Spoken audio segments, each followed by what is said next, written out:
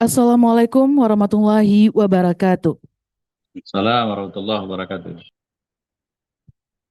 Yang terhormat Ketua KIP Aceh, yang terhormat Wakil Ketua dan anggota KIP Aceh, yang terhormat narasumber sekaligus penulis buku yang telah berhadir melalui Zoom, Dr. R.I. Arpol, Mada Sukmajati MPP selaku Akademis Universitas Gadjah Mada, yang terhormat Sekretaris Komisi 1 DPRA Bapak Arif Fadilah SIKOM MM, yang kami hormati Sekretaris KIP Aceh, yang kami hormati Ketua dan anggota KIP Kabupaten Kota se-Aceh, yang kami hormati Ketua dan anggota Panwasli Provinsi Aceh, yang kami hormati Ketua dan anggota Panwasli Kabupaten Kota yang hadir melalui Zoom, yang kami hormati Kepala Badan Kesatuan Bangsa dan Politik Aceh, yang kami hormati Kepala Dinas Registrasi Kependudukan Aceh, yang kami hormati pejabat struktural dan fungsional Sekretariat KIP Aceh, yang kami hormati Kasubag Teknis Penyelenggaraan KIP Kabupaten Kota se-Aceh, serta seluruh hadirin yang berbahagia. Dengan mengucapkan Bismillahirrahmanirrahim, acara bedah buku dengan tema partisipasi dalam perancangan dapil dan alokasi kursi DPRD Provinsi dan DPRD Kabupaten Kota pada pemilu 2024, Banda Aceh 23 Juli 2026 dimulai. Menyanyikan bersama lagu kebangsaan Indonesia Raya dilanjutkan dengan himne Aceh dan Mas KPU. Hadirin dimohon berdiri.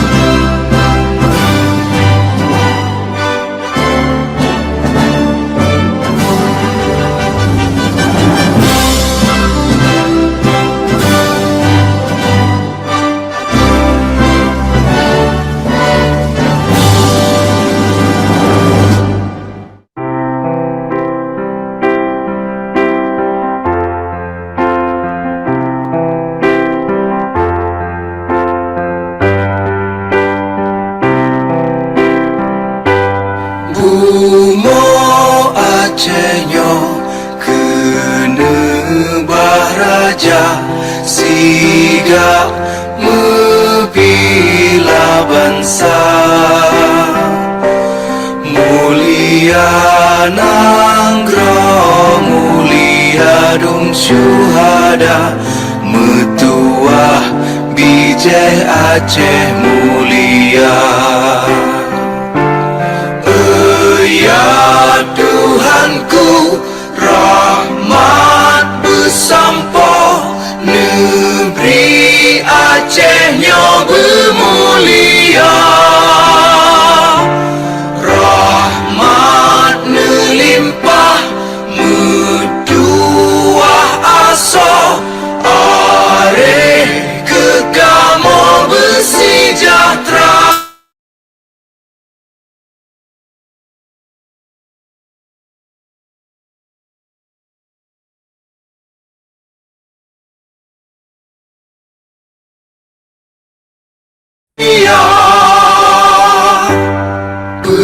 Bekaden Aceh melimpah bago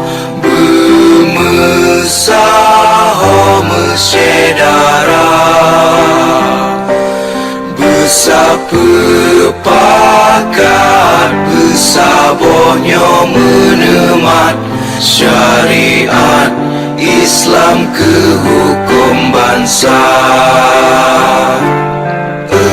Ya Tuhanku, rahmat bersampo, negeri Acehnya bermulia. Rahmat melimpah, metuah aso, areh kekamo bersejahtera. Aceh masyhur makmungan megah, sabeda jaga Aceh mulia. Aceh masyhur makmungan megah, sabeda jaga Aceh mulia.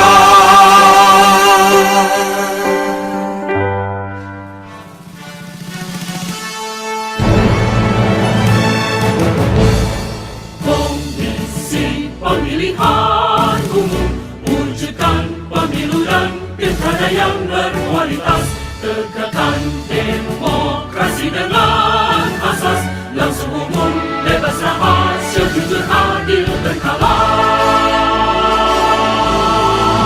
Membangun Indonesia yang luhur, bermartabat, bersih, adil dan jujur. Bagi rakyat kami berbakti, bagi bangsa kami berbakti.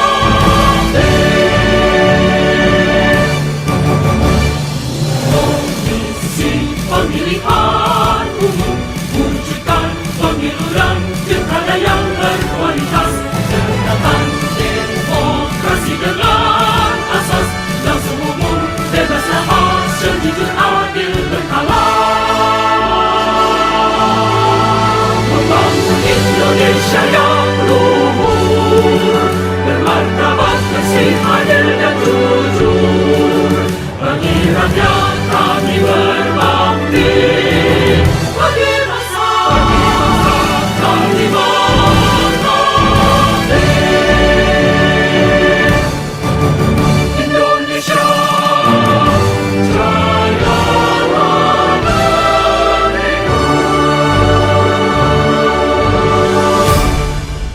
Silakan duduk kembali. Bapak Ibu hadirin yang kami hormati, berharap acara pada hari ini mendapatkan berkah dan ridho Allah Subhanahu wa taala. Marilah sama-sama kita memanjatkan doa. Doa akan dipimpin oleh Saudara Atarikul Kabir. Disilakan.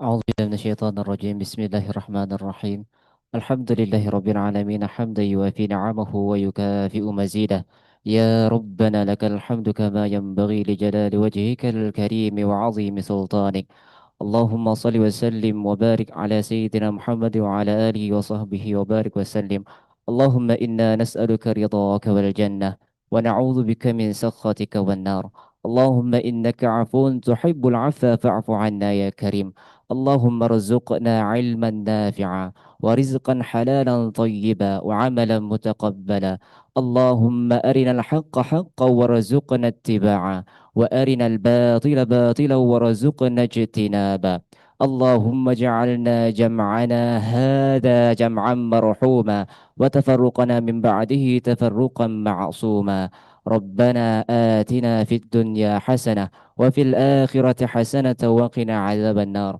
وصلى الله على سيدنا محمد وعلى آله وصحبه وبارك وسلم والحمد لله رب العالمين. Bapak Ibu hadirin yang kami hormati, selanjutnya marilah kita dengarkan bersama sambutan sekaligus membuka acara secara resmi oleh Ketua KIP Aceh. Kepada yang terhormat Bapak Agus Niaha, disilakan.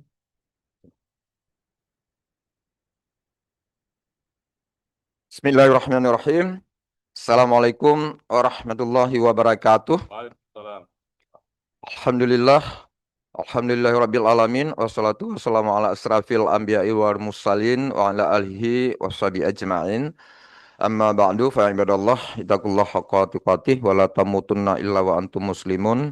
Puji syukur sama-sama kita panjatkan kehadirat Allah Subhanahu wa taala karena atas limpah dan rahmat serta taufik dan hidayahnya kepada kita hari ini sehingga kita dapat hadir bersama baik secara langsung di Aula KIP Aceh maupun secara daring ya, teman-teman dan para penyaji ya melalui Zoom meeting dan alhamdulillah kita juga menyiarkan secara langsung ya lewat YouTube KIP Aceh dan semoga semuanya kita dalam keadaan sehat walafiat ya, sehingga kita bisa mengikuti kegiatan bedah buku pada hari ini yang diselenggarakan oleh Komisi Independen Pemilihan Aceh. Selanjutnya, selawat dan salam sama-sama kita sanjung sajikan ke pangkuan Nabi besar Muhammad Sallallahu Alaihi Wasallam atas berkat perjuangan beliau bersama para sahabatnya. Kita pun sampai hari ini masih tetap kukuh beriman kepada segenap ajaran yang disampaikannya. Yang terhormat Bapak Dr. Relpol Madasukmajati MPP selaku akademisi Universitas Gadjah Mada sekaligus penulis buku yang pada hari ini berkenan hadir ya menjadi narasumber. Terima kasih Pak Mada. Yang terhormat Wakil Ketua KIP Aceh sekaligus pengampu Divisi Teknis Penyelenggaraan Bapak Haji Iskandar Agani SE sekaligus sebagai yang punya pihak dalam pelaksanaan kegiatan bedah buku pada hari ini. Hormat serupa kami haturkan pada rekan-rekan para pimpinan Komisi Independen Pemilihan KIP Aceh ya, hadir Pak Hendra Darmawan, kemudian Pak Muhammad Sayuni dan Pak Ahmad Mirza Safandi serta Sekretaris KIP Aceh Teguh Johan Firkiansyah beserta seluruh jajaran Sekretariat KIP Aceh yang berhadir di kesempatan ini. Ada para Kabak, PKP Ahli Media, serta para Kasubag dan teman-teman lainnya yang tak tersebutkan namanya satu persatu. Yang terhormat Sekretaris Komisi 1 DPR Aceh, Bapak Arif Fadilah SIKOM MM. Terima kasih Pak Arif. Yang kami hormati Ketua dan anggota Panwaslih Provinsi Aceh, yang kami hormati Kepala Badan Kesatuan Bangsa dan Politik Aceh atau yang mewakili, Kepala Dinas Kependudukan dan Pencatatan Sipil Aceh atau yang mewakili, yang terhormat Ketua dan anggota KIP Kabupaten Kota, baik yang hadir secara langsung di Aula KIP Aceh maupun yang hadir lewat daring. Yang kami hormati rekan-rekan para ketua dan anggota Panwaslih Kabupaten Kota yang hadir melalui Zoom meeting, serta seluruh peserta kegiatan yang mengikuti baik secara luring dan daring, maupun yang mengikuti melalui siaran langsung YouTube KIP Aceh. Bapak Ibu sekalian yang kami muliakan, kami atas nama Komisi Independen Pemilihan atau KIP Aceh, ya, pertama sekali saya ingin mengucapkan selamat datang dan terima kasih atas kehadiran Bapak Ibu dan saudara-saudari sekalian pada kegiatan bedah buku berjudul Partisipasi dalam Perancangan Dapil dan Alokasi Kursi DPRD Provinsi dan DPRD Kabupaten Kota pada pemilu tahun 2024. Bapak Ibu sekalian, kegiatan ini merupakan bagian dari komitmen KIP Aceh dalam memperkuat literasi kepemiluan, meningkatkan kualitas demokrasi, serta mendokumentasikan praktik-praktik ya, baik penyelenggaraan pemilu ya dan pilkada tahun 2024 yang lalu. Penataan daerah pemilihan dan alokasi kursi merupakan tahapan yang sangat strategis ya karena berkaitan langsung dengan prinsip keadilan representatif, kesetaraan nilai suara, kepastian hukum, dan efektivitas sistem demokrasi.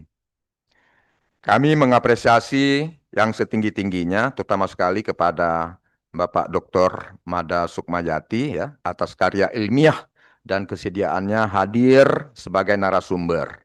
Semoga diskusi hari ini memberikan perspektif baru buat kita semua dalam memperkaya wawasan serta menjadi bahan evaluasi dan pembelajaran bagi penyelenggara pemilu, akademisi, pemerintah, pengawas pemilu, dan segenap warga masyarakat.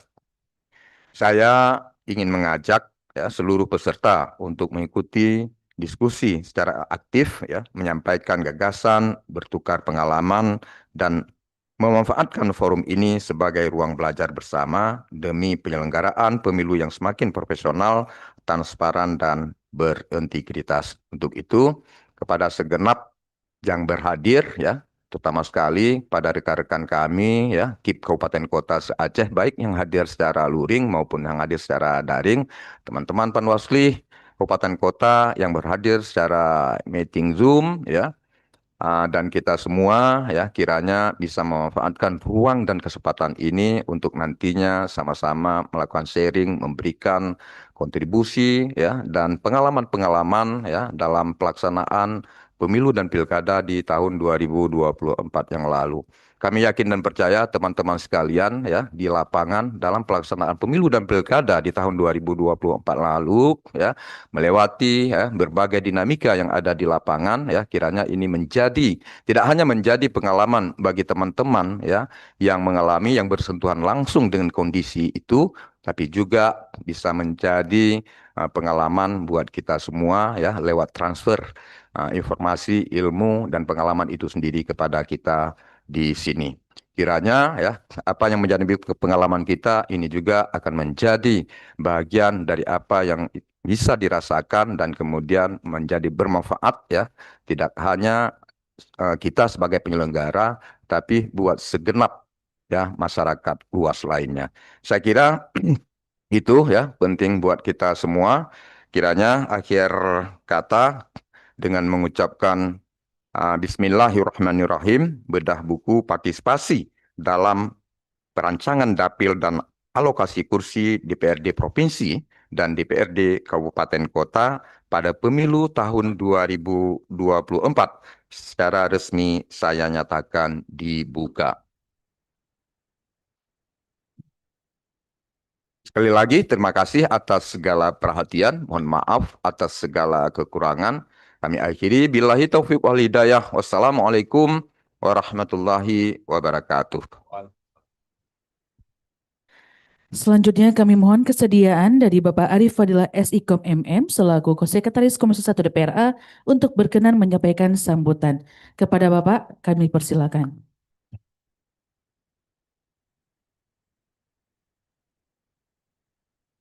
Bismillahirrahmanirrahim. Assalamualaikum warahmatullahi wabarakatuh. Assalamualaikum warahmatullahi wabarakatuh. Innal hamdalillah, salatan wassalaman ala Rasulillah wa ala alihi wa sahbihi wa mawalah. Mari sama-sama kita memanjatkan puji serta syukur kita kepada Allah Subhanahu wa taala yang sampai dengan pagi hari ini kita masih diberikan kesehatan, kekuatan serta kesempatan untuk sama-sama menghadiri peluncuran buku yang sangat kita harapkan.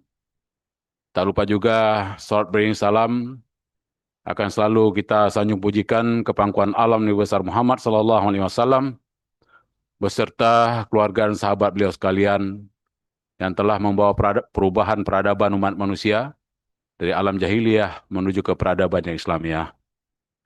Pertama-tama yang saya hormati Ketua KIP Aceh, Bung Agus Niaha, beserta Wakil Ketua Bapak Iskandar Agani. Yang saya hormati juga anggota KIP Aceh, ada hadir Bung Hendra Dermawan, beserta Pak Muhammad Sayuni, juga Pak Ahmad Mirza. Terima kasih atas kehadirannya. Kemudian juga yang saya hormati Sekretaris KIP Aceh, Pak T. Johan beserta seluruh jajaran pejabat baik struktural maupun fungsional di lingkungan KIP Aceh. Nah, saya hormati juga perwakilan dari Kesbangpol Aceh dan juga Dinas Registrasi Aceh. Yang saya hormati serta saya banggakan tentu penulis buku kita, Bapak Dr. Mada Sukmajati yang telah berhadir melalui daring kita. Kemudian yang saya hormati pimpinan beserta seluruh Panwaslih Provinsi Aceh yang berhadir, Pak Metanur yang telah berhadir di tengah-tengah kita. Oh maaf Bu, sorry Bu, karena saya arahnya ke sana tadi. Iya, sorry, makasih ya Bu ya. Oke, makasih juga kepada seluruh yang berhadir, khususnya dari jajaran KIP Kabupaten Kota di Aceh yang telah berhadir. Kemudian seluruh para undangan, seluruh pihak yang telah berhadir peserta bedah buku dalam judul kita partisipasi dalam renungan dapil dan alokasi kursi DPRD Provinsi maupun DPRK Kabupaten Kota untuk pemilu 2024 mendatang.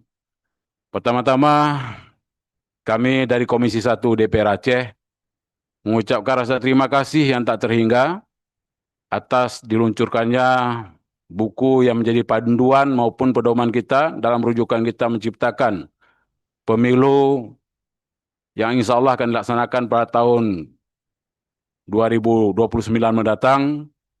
Tentu menjadi harapan bagi kita sebagaimana cita-cita penyelenggaraan pemilu ke depan.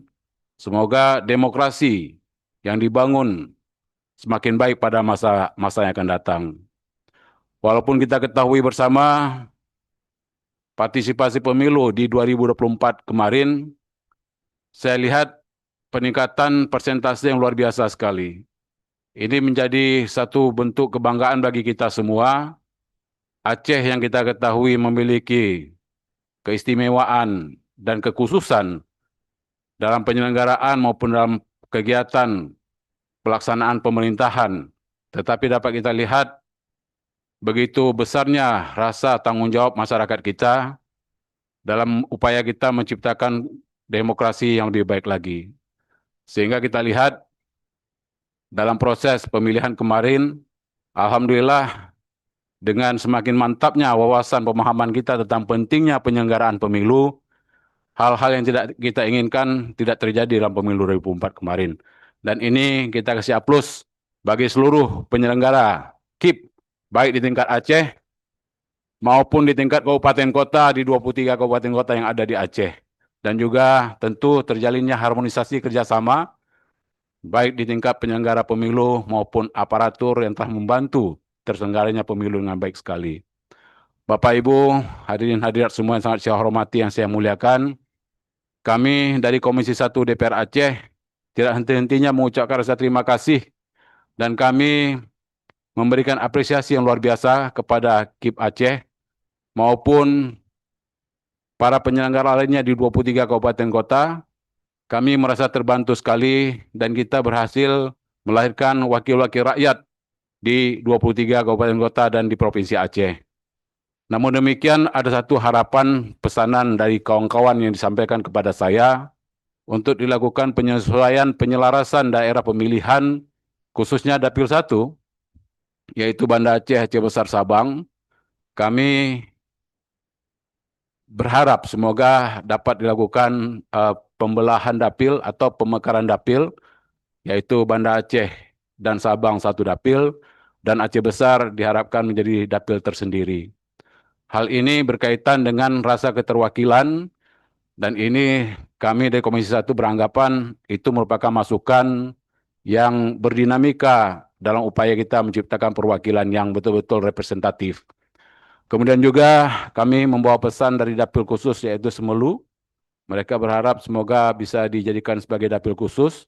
Dan juga untuk wilayah dapil Aceh Selatan, Subuh Salam dan Singkil diminta bisa dilakukan penyesuaian dapil dan lain sebagainya. Harapan kita tentu dengan dilakukan penyesuaian dapil tersebut, kami berharap ini akan menjadi suatu perekat dan rasa keterwakilan yang lebih mantap, sehingga rencana pembangunan Aceh ke depan dengan dirasakan terwakilnya wakil rakyat dari daerah-daerah yang tersebut di atas tadi betul-betul dapat menjadikan Aceh lebih baik lagi pada masa yang akan datang. Terima kasih Pak Agusni beserta seluruh wakil ketua dan anggota KIP Aceh. Terima kasih juga kepada Panwasli Aceh yang sudah memberikan partisipasi yang luar biasa. Semoga dalam bedah buku ini akan semakin menambah wawasan dan dinamika kita berpikir untuk Aceh yang lebih baik ke depan. Terima kasih sekali lagi. Mohon maaf atas segala kekurangan Komisi 1. Assalamualaikum warahmatullahi wabarakatuh. Baik, selanjutnya kita akan melangsungkan sesi foto bersama. Berkenan kepada Bapak Ibu untuk dapat berdiri dan bagi Bapak Ibu para tamu undangan untuk dapat merapat ke kanan kiri pimpinan.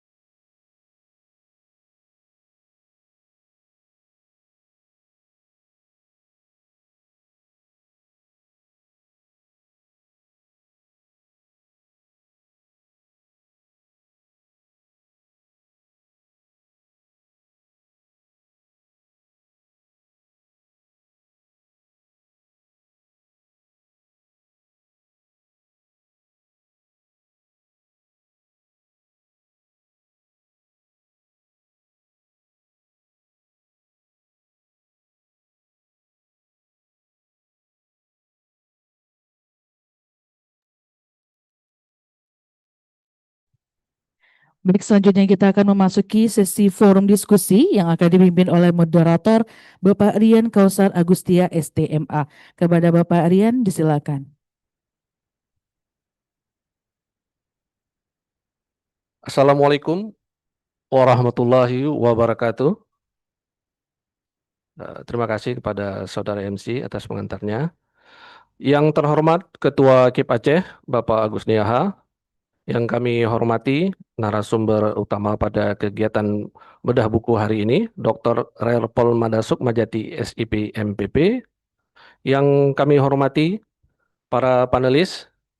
Panelis pertama, Wakil Ketua KIP Aceh, yang juga selaku Kadif Teknis Penyelenggaraan Pemilu, Bapak Haji Iskandar Agani. Panelis kedua, Kadif Data dan Informasi KIP Aceh, Bapak Muhammad Sayuni. Panelis ketiga, Kadif Sosdiklih Parmas KIP Aceh, Bapak Henda Darmawan. Yang kami hormati anggota KIP Aceh, Bapak Ahmad Mirza Safwandi. Yang kami hormati Sekretaris Komisi 1 DPRA, Bapak Arif Fadila. Yang kami hormati para pejabat struktural dan fungsional KIP Aceh. Yang kami hormati anggota Panwasli Aceh, perwakilan Kesbang Pol Aceh, perwakilan Dinas Registrasi dan Kependudukan Aceh, ketua dan anggota KIP Kabupaten Kota yang hadir secara langsung dan juga melalui Zoom meeting, Panwasli Kap Kota, serta seluruh peserta yang mengikuti kegiatan ini, baik melalui Zoom meeting maupun melalui siaran langsung YouTube KIP Aceh.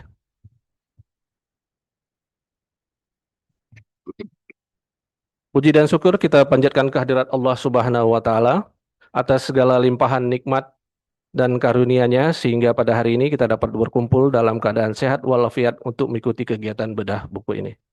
Salawat dan salam semoga senantiasa tercurah kepada junjungan kita Nabi besar Muhammad SAW beserta keluarga, sahabat dan seluruh umat beliau yang istiqamah mengikuti sunnah hingga akhir zaman.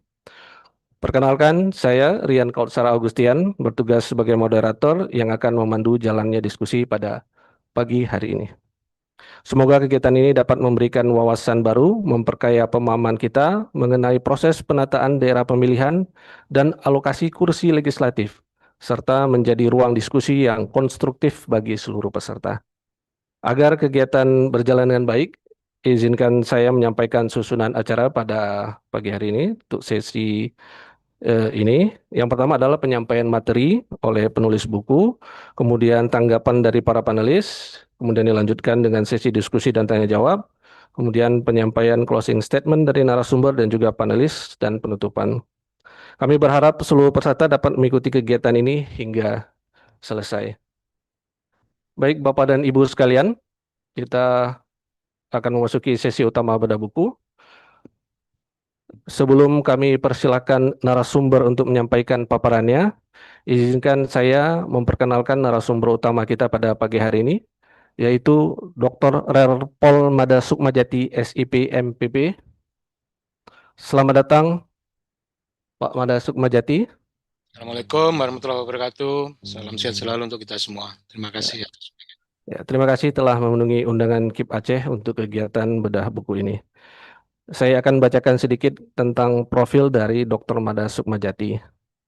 Beliau merupakan akademisi pada Departemen Politik dan Pemerintahan, Fakultas Ilmu Sosial dan Ilmu Politik Universitas Gadjah Mada. Beliau menyelesaikan pendidikan dokter di Jerman dengan konsentrasi ilmu politik dan selama ini dikenal sebagai salah satu akademisi yang secara konsisten menaruh perhatian pada kajian sistem pemilu, demokrasi, representasi politik, kepartaian, serta tata kelola kepemiluan. Selain aktif sebagai dosen dan peneliti, beliau juga telah menghasilkan berbagai publikasi ilmiah dan buku mengenai kepemiluan. Buku yang akan kita bedah pada hari ini merupakan salah satu kontribusi beliau dalam memperkaya literatur mengenai penyelenggaraan pemilu di Indonesia, khususnya terkait proses perancangan daerah pemilihan dan alokasi kursi legislatif. Melalui pengalaman akademik maupun penelitian yang telah beliau lakukan, kita tentu berharap memperoleh wawasan yang lebih komprehensif mengenai bagaimana proses penataan daerah pemilihan dilaksanakan, tantangan yang dihadapi, serta pentingnya partisipasi publik dalam setiap tahapan tersebut. Baik, tidak berlama-lama lagi, kepada yang terhormat Dr. Mada Sukmajati, kami persilakan untuk menyampaikan pokok-pokok pemikiran yang tertuang dalam buku ini. Kepada Bapak kami persilakan. Baik, terima kasih Pak Rian sebagai moderator kita di acara hari ini. Assalamualaikum warahmatullahi wabarakatuh. Selamat pagi, salam sejahtera dan salam sehat selalu untuk kita semua. Yang saya hormati pimpinan KIP Aceh dan beserta jajarannya ya. Tadi Pak Agus ini sudah menyampaikan pengantar yang sangat luar biasa sekali. Terima kasih atas undangannya dan sangat mengapresiasi sekali KIP Aceh masih concern gitu ya dengan nuansa akademik di tengah segala keterbatasan saat ini, dan ini menunjukkan bahwa ada upaya atau niatan untuk menyelenggarakan pemilu dan pilkada terutama di Provinsi Nanggroe Aceh Darussalam ke depan secara lebih baik. Juga tadi ada Pak Arief dari DPR Aceh, dan juga yang saya hormati jajaran sekretariat KIP Aceh, dan juga para narasumber ya, dan tentu saja yang saya muliakan para partisipan dalam acara diskusi atau bedah buku kita pagi ini. Mungkin bisa dibantu ya Pak Rian untuk penayangan materinya. Tema yang kita diskusikan hari ini sebenarnya sangat menarik ya, dan juga sangat penting, terutama untuk menyongsong revisi Undang-Undang Pemilu yang sekarang sedang digodok oleh Komisi 2. Dan saya kira nanti beberapa poin yang bisa kita diskusikan bisa kemudian menjadi bahan masukan untuk Komisi 2. Meskipun kita tahu bahwa Provinsi Nanggroe Aceh Darussalam memiliki beberapa spesifikasi, beberapa keistimewaan yang tentu saja nanti juga dikaitkan dengan Undang-Undang Nanggroe Aceh Darussalam ya. Tapi yang terkait dengan pengaturan atau regulasi pemilu ya, meskipun sepertinya agak sulit ya untuk kemudian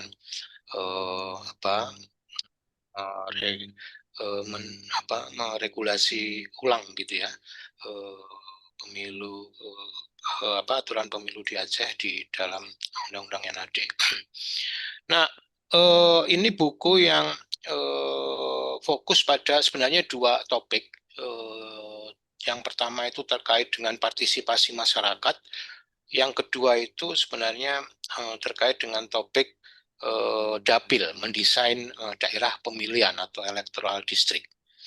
Nah, sayangnya, mohon maaf ini 4 kasus yang kami eksplor sebagai sampel atau sebagai pendalaman lah ya,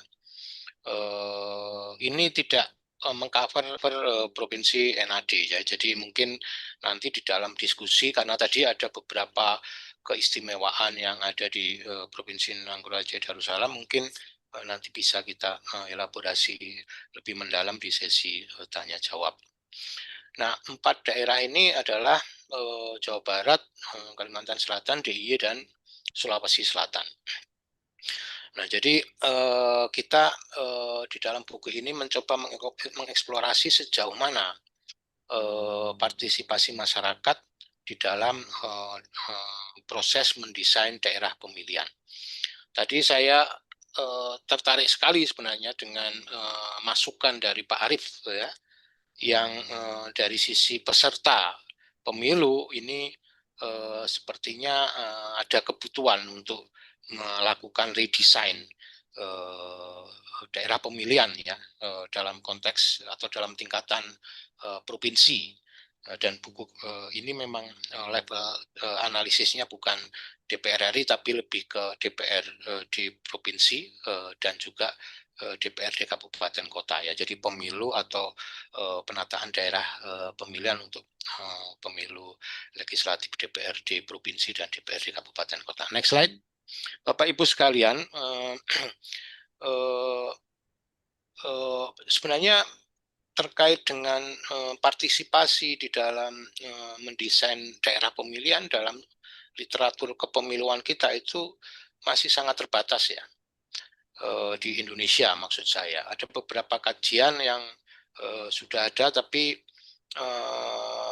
masih tentu saja menyisakan banyak ruang yang kemudian sebenarnya perlu diisi ya, terutama untuk pengalaman penyelenggaraan pemilu 2019 dan 2024 yang lalu. Nah, dapil ini menjadi tema yang menarik karena daerah pemilihan itu adalah salah satu unsur di dalam sistem pemilu. Jadi ada sekitar 5 sampai 6 unsur di dalam sistem pemilu. Selama ini memang sistem pemilu kita hanya persempit dengan sistem terbuka atau tertutup saja, padahal itu hanya salah satu unsur saja. Unsur-unsur yang lain ada masih ada beberapa, dan salah satu dari unsur yang lain itu adalah soal districting atau mendesain daerah pemilihan. Mengapa? Karena daerah pemilihan itu harus disepakati sejak awal. Nggak bisa daerah pemilihan ini diputuskan di last minute ya, menjelang hari H pemungutan suara, karena dia adalah arena kontestasi elektoral. Jadi kalau dalam analogi pertandingan sepak bola, lapangannya itu harus ditentukan dulu, tempat bermainnya harus dipersiapkan dulu agar para pemain, pelatih, klub atau negara itu bisa mempersiapkan diri untuk menyesuaikan permainannya dengan situasi dan kondisi lapangan yang ada. Apakah lapangannya berlumpur atau kering, termasuk apakah cuacanya hujan atau panas, suhunya, kelembapannya, dan seterusnya, dan lain sebagainya. Itu harus dipersiapkan secara matang dan final sejak jauh-jauh hari sebelum hari H pemungutan suara, karena itu akan menentukan tim mana yang akan menjadi pemenang dan yang menjadi pecundang di dalam kontestasi elektoral. Itu akan menentukan partai mana yang akan menang dan atau partai mana yang akan kalah. Ya, ini kalau kita bicara partai, salah satu keistimewaan dari Provinsi Nanggroe Aceh Darussalam kan juga soal partai lokal. Ya. Jadi ini juga nanti perlu menjadi pendalaman di dalam diskusi kita. Nah, jadi itu akan sangat menentukan. Di dalam literatur kepemiluan ada satu konsep yang sering dirujuk, yaitu electoral engineering atau rekayasa kepemiluan. Nah, ini termasuk di dalamnya adalah penataan dapil ini. Rekayasa kepemiluan itu bisa sifatnya positif atau bisa sifatnya negatif. Nah, kalau sifatnya negatif itu ada istilah atau ada konsep di dalam literatur kepemiluan itu gerrymandering. Ya, jadi praktek mendesain daerah pemilihan yang sudah sejak awal diniatkan atau ditujukan untuk keuntungan peserta pemilu tertentu dan ditujukan dan diniatkan untuk merugikan peserta pemilu yang lain. Ini mohon maaf saya belum sempat ketik ya istilah gerrymandering itu. Dan itu rekayasa elektoral yang dalam nuansa negatif. Karena kalau praktek gerrymandering itu berkembang tanpa disadari, tapi oleh publik ya, tapi itu sangat disadari oleh peserta pemilu, maka itu akan mencederai ya, pemilu yang berintegritas dalam upaya kita untuk mewujudkan pemilu yang demokratis. Nah, selain itu, dapil itu sebenarnya juga sangat terkait dengan politik representasi. Tadi sekali lagi Pak Arief sudah menyampaikan permintaan-permintaan konstituennya dan seterusnya tadi. Jadi dapil itu tidak hanya nanti penting untuk kontestasi elektoral ketika proses in election, tapi juga ketika pasca pemilu atau post election terkait dengan sampai seberapa kuat representasi yang kemudian akan terbangun ya antara rakyat dengan wakil rakyat di daerah pemilihan tersebut. Dan juga dapil secara sistemik, kalau kita kaitkan dengan sistem kepartean, ini juga sangat menentukan sistem kepartean apa yang akan muncul di sebuah wilayah. partai-partai mana yang bisa memenuhi ambang batas sehingga masuk DPR atau DPRD, partai-partai mana yang tidak memenuhi dan seterusnya. Itu akan menentukan corak sistem kepartean kita. Apakah sistem kepartean kita akan ekstrim,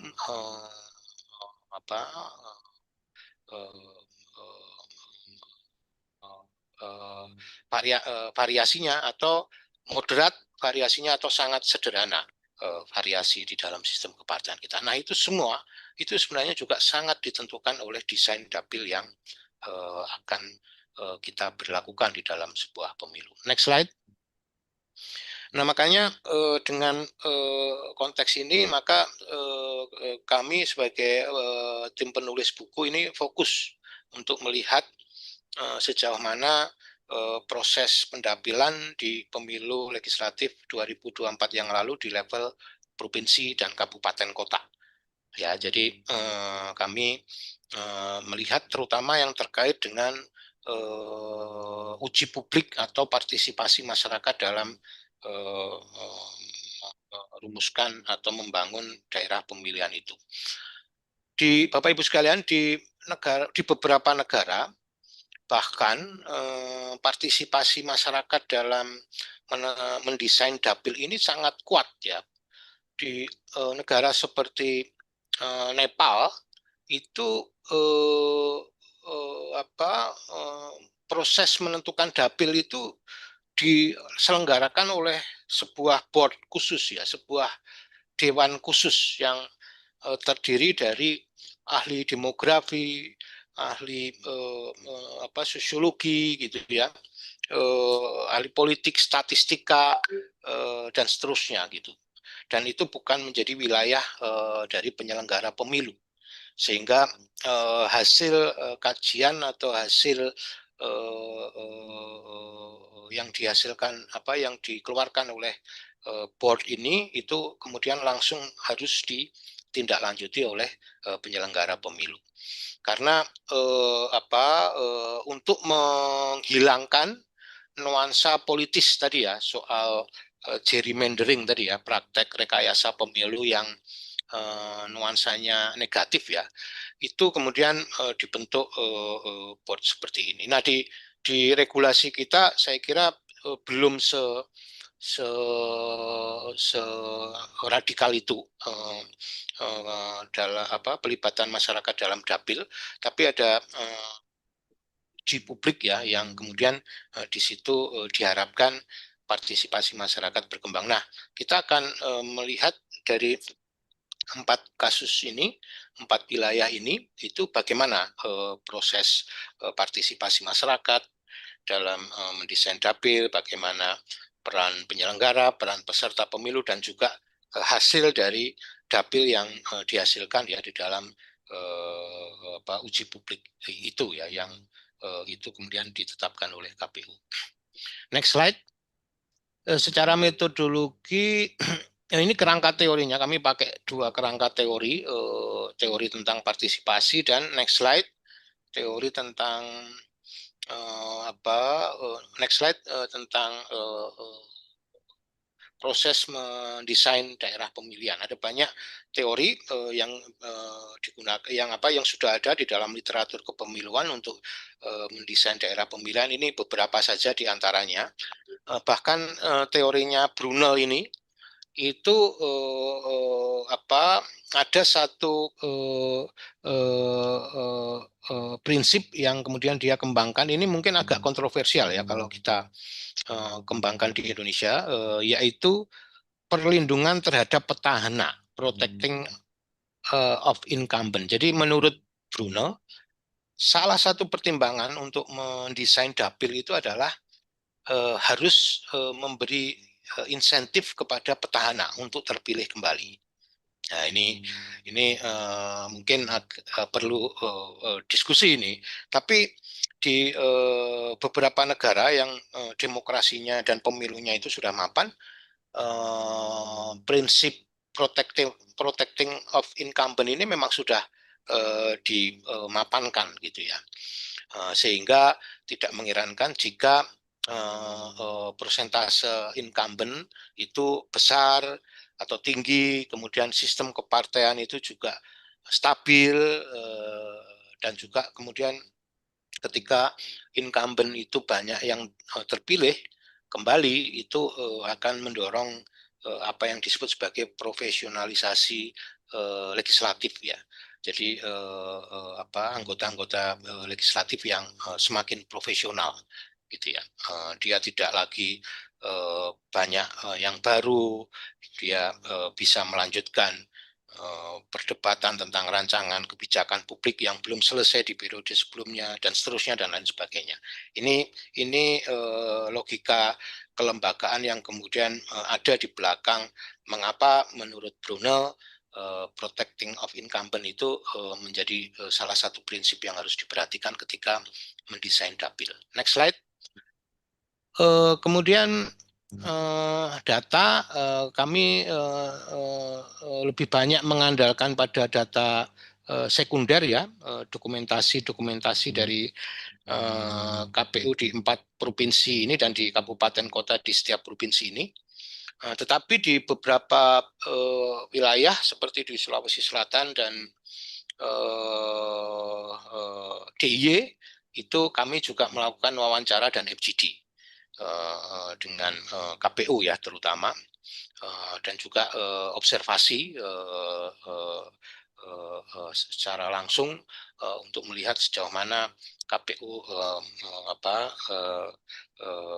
melakukan proses penataan dapil ya, baik menjelang, ketika maupun pasca pemilu kemarin ya. Ada beberapa catatan tentu saja yang itu juga menjadi observasi kami dalam penerapan dapil di pemilu 2024 yang lalu.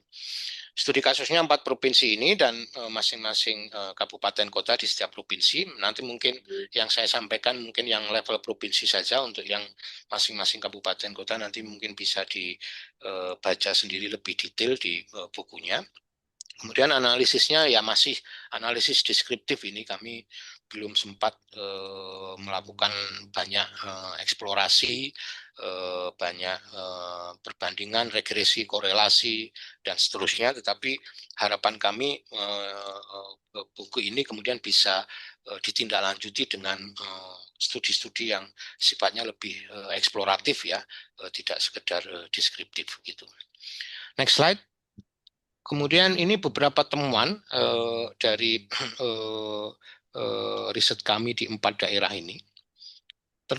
Pertama tentang uji publik ya. Jadi di masing-masing daerah ini kita bisa melihat proses uji publiknya.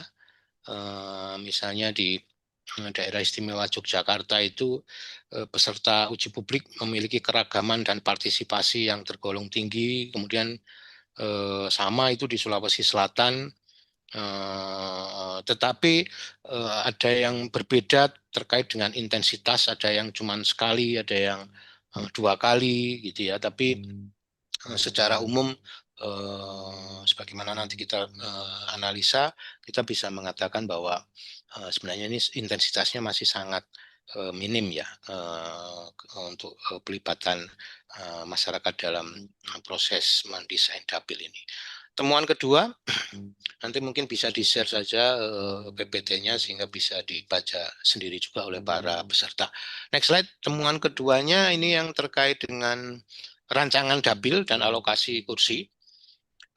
Sebagian besar atau 3 wilayah ya, itu hanya menyediakan 2 rancangan, hanya 1 yang menyediakan 3 rancangan, dan sebagian besar 3 wilayah itu juga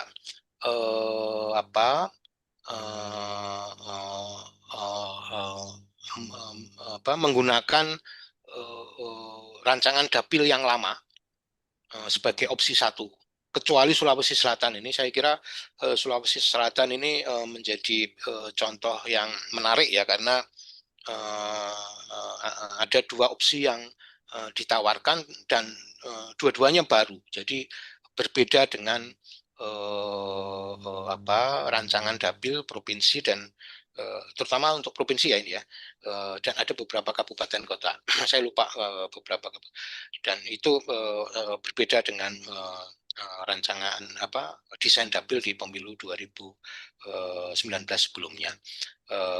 Nah, tapi menurut saya ini menunjukkan bahwa Sulawesi Selatan sebenarnya sudah melakukan eksperimentasi, sudah melakukan simulasi, sudah melakukan kajian dan studi yang sangat mendalam sehingga dengan sangat yakin mengajukan dua opsi rancangan yang sama sekali baru ya, berbeda dengan dapil di pemilu 2019 sebelumnya. Next slide. Kemudian ada temuan ketiga terkait dengan respon terhadap rancangan dapil. Nah, ini kita bisa lihat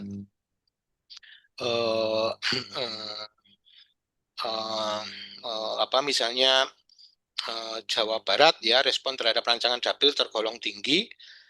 Tapi ada kritik yang kembali muncul soal dapil Spiderman atau dapil loncat antara Kota Bogor dan Kabupaten Cianjur.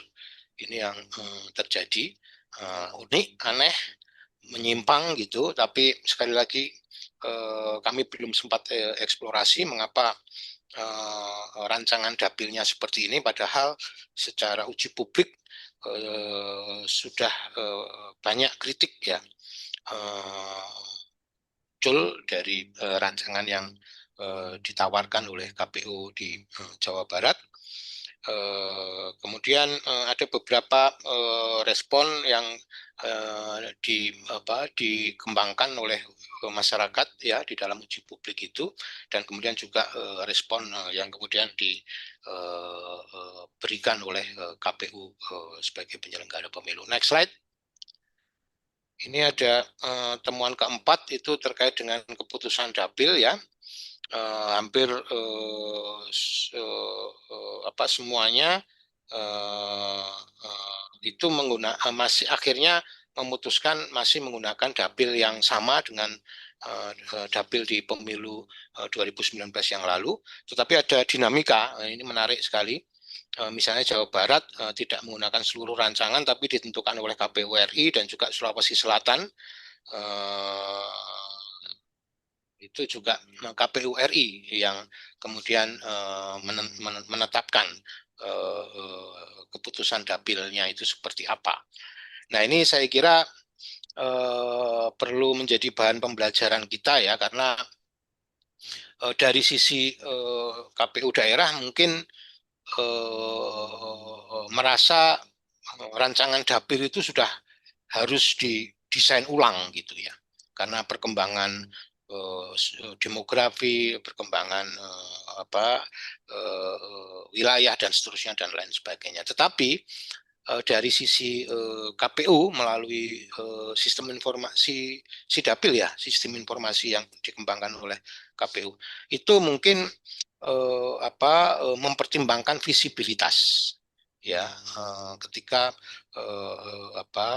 desain yang baru itu kemudian akan dikembangkan. Nah, sekali lagi ini mungkin sangat terkait dengan waktu. Makanya tadi kami mendorong ini mungkin nanti ada di bagian rekomendasi juga, untuk kajian tentang dapil itu dilakukan sejak sedini mungkin ya, dengan melibatkan masyarakat sipil, misalnya akademisi ya, bisa misalnya KPU daerah ya menjalin kolaborasi dengan universitas untuk misalnya mengembangkan kajian skripsi atau tesis tentang penataan dapil. Nah, ini sebenarnya bisa. Dan itu bisa dilakukan sejak jauh-jauh hari, dan juga nuansa keilmuannya bisa lebih kental ya, sehingga dapil itu tidak sekedar ditentukan oleh nuansa politik, nuansa kepentingan kemenangan elektoral itu, dan juga nuansa pragmatis mungkin dari penyelenggara untuk tidak terlalu repot ya kalau kemudian akan mendesain ulang daerah pemilihan. Nah, itu temuan keempat. Temuan kelima, ini terakhir temuan kita di dalam riset ini. Ini kita coba menilai ya bagaimana hasil penetapan final dapil itu jika dibandingkan dengan prinsip-prinsip yang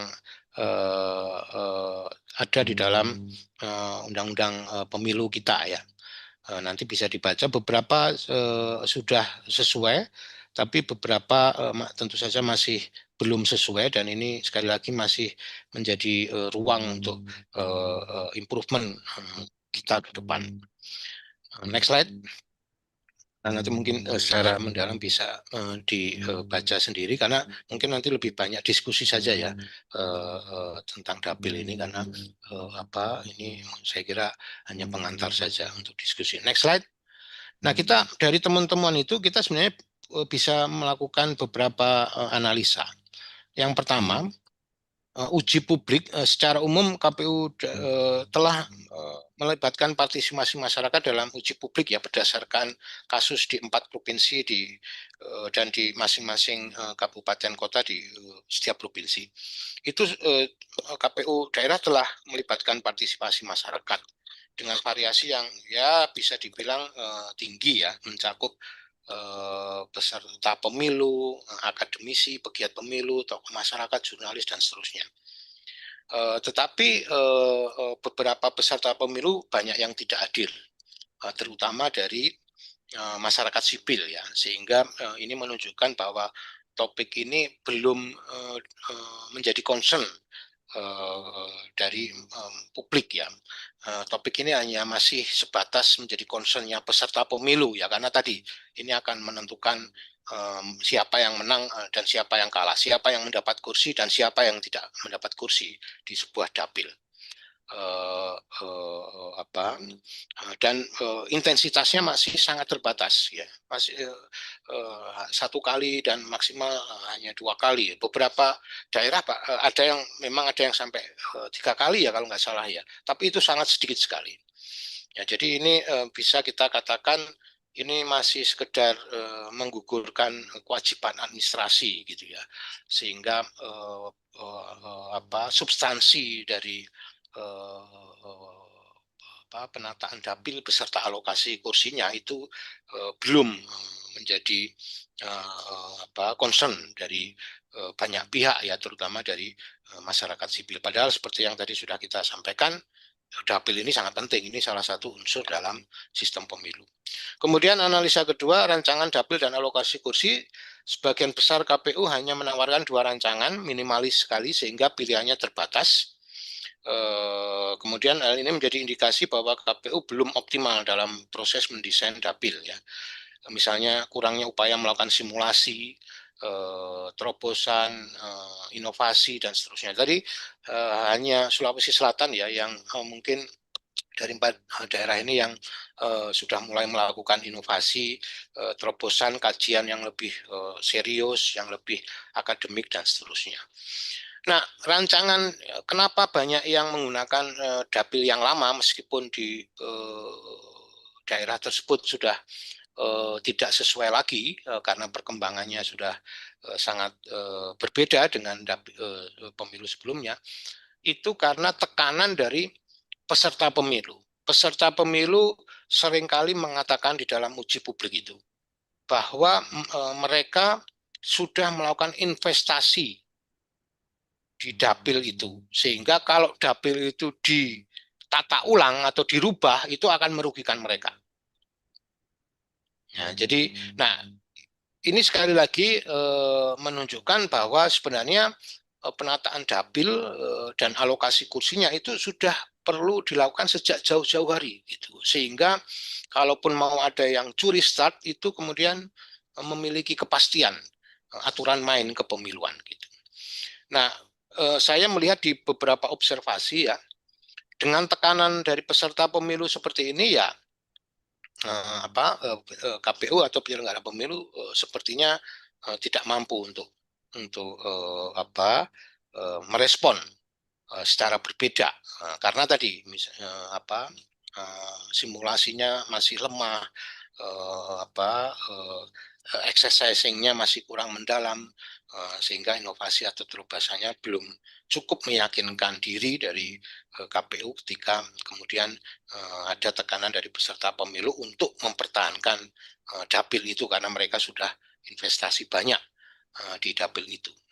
Next slide. Nah, ini mungkin nanti bisa menjadi bahan diskusi kita.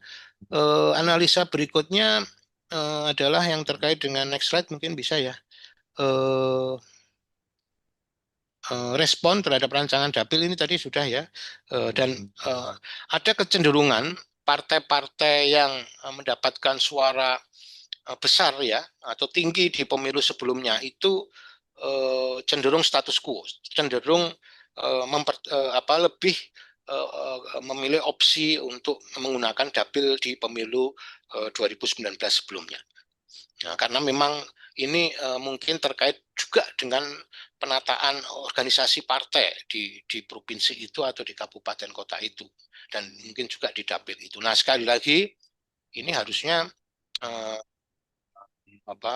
dapil ini disiapkan sejak awal, sejak sedini mungkin gitu, karena kalau hanya mengandalkan pada tahapan waktu tahapan yang formalistik itu pasti tidak akan pernah cukup, karena ini ada banyak kaitannya dengan tadi soal investasi kandidat individu, tapi juga soal penataan organisasi partai di provinsi itu, di kabupaten kota itu, dan seterusnya. Partai juga mempertimbangkan siapa yang nanti akan dicalonkan, akan diberi tiket pencalonan di dapil yang mana, dan seterusnya. Itu sangat penting, sehingga kepastian aturan main terhadap dapil ini seharusnya bisa dibuat sejak jauh-jauh hari gitu ya. Kemudian keputusan dapil ini ya tadi sudah saya sampaikan. Sedangkan partai-partai yang mediocre atau yang mendapat suara rendah atau kecil ya di pemilu 2019 itu cenderung mereka pada opsi rancangan dapil yang baru ya. Saya kira ini wajar ya, sangat rasional sekali, karena partai-partai yang mediocre atau yang sebelumnya mendapat suara yang rendah itu pasti akan berupaya untuk kemudian di pemilu berikutnya dia bisa mendapatkan suara yang lebih banyak lagi gitu ya, sehingga mereka mencoba untuk lebih ngotak-ngatik lagi gitu rancangan dapil, dan dengan cara itu mereka berharap bisa mendapatkan suara yang lebih banyak di pemilu berikutnya. Tapi secara umum juga ini dari hasil observasi kami, partai politik sendiri sebenarnya tidak banyak yang melakukan simulasi secara mandiri ya kalau terkait dengan perubahan atau penataan ulang dapil ya. Mereka hampir sepenuhnya ya saya kira, kecuali beberapa partai yang memang memiliki sumber daya, termasuk memiliki organisasi dan lembaga yang lebih baik, itu mereka sudah paham ya bahwa dapil ini adalah arena kontestasi yang harus mereka kuasai gitu ya, dan dari situ mereka melakukan simulasi, melakukan perhitungan, kalkulasi dan seterusnya, sehingga memastikan bahwa opsi mana yang kemudian akan dipilih itu adalah opsi yang terbaik untuk kemenangan elektoral mereka di pemilu nanti. Nah, itu kira-kira analisa yang kemudian bisa kita kembangkan. Tentu saja kita bisa mengelaborasi lebih lanjut, tapi setidaknya ada 4 analisa dan bahan diskusi ini yang kemudian bisa kita kembangkan dari temuan-temuan tadi. Next slide. Kemudian kesimpulan. Nah, kesimpulan saya kira ini tambahan saja ini ya. Ini pola yang coba kami buat ya terkait dengan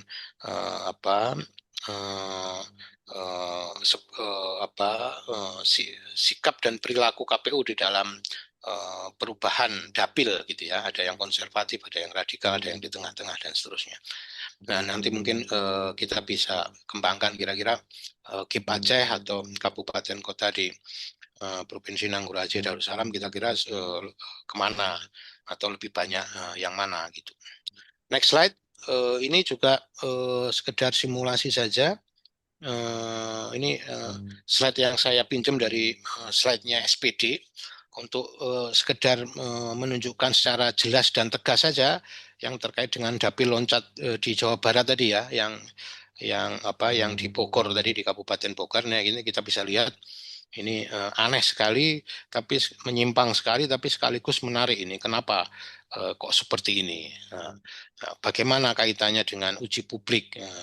Bagaimana KPU kemudian di Jawa Barat atau termasuk yang di Kabupaten Bogor bisa atau telah berupaya untuk mengintegrasikan, karena salah satu prinsip yang harus dipatuhi oleh penyelenggara pemilu dalam penataan dapil itu soal integralitas wilayah ya. Nah, tetapi ini loncat gini. Nah, dan ini sudah, saya kira ini tidak hanya di pemilu 2024 ya, di 2019 juga sudah terjadi. Nah, ini menunjukkan karena ini nanti kaitannya dengan tadi arena kontestasi elektoral, representasi, hubungan antara rakyat dan wakil rakyat dan seterusnya.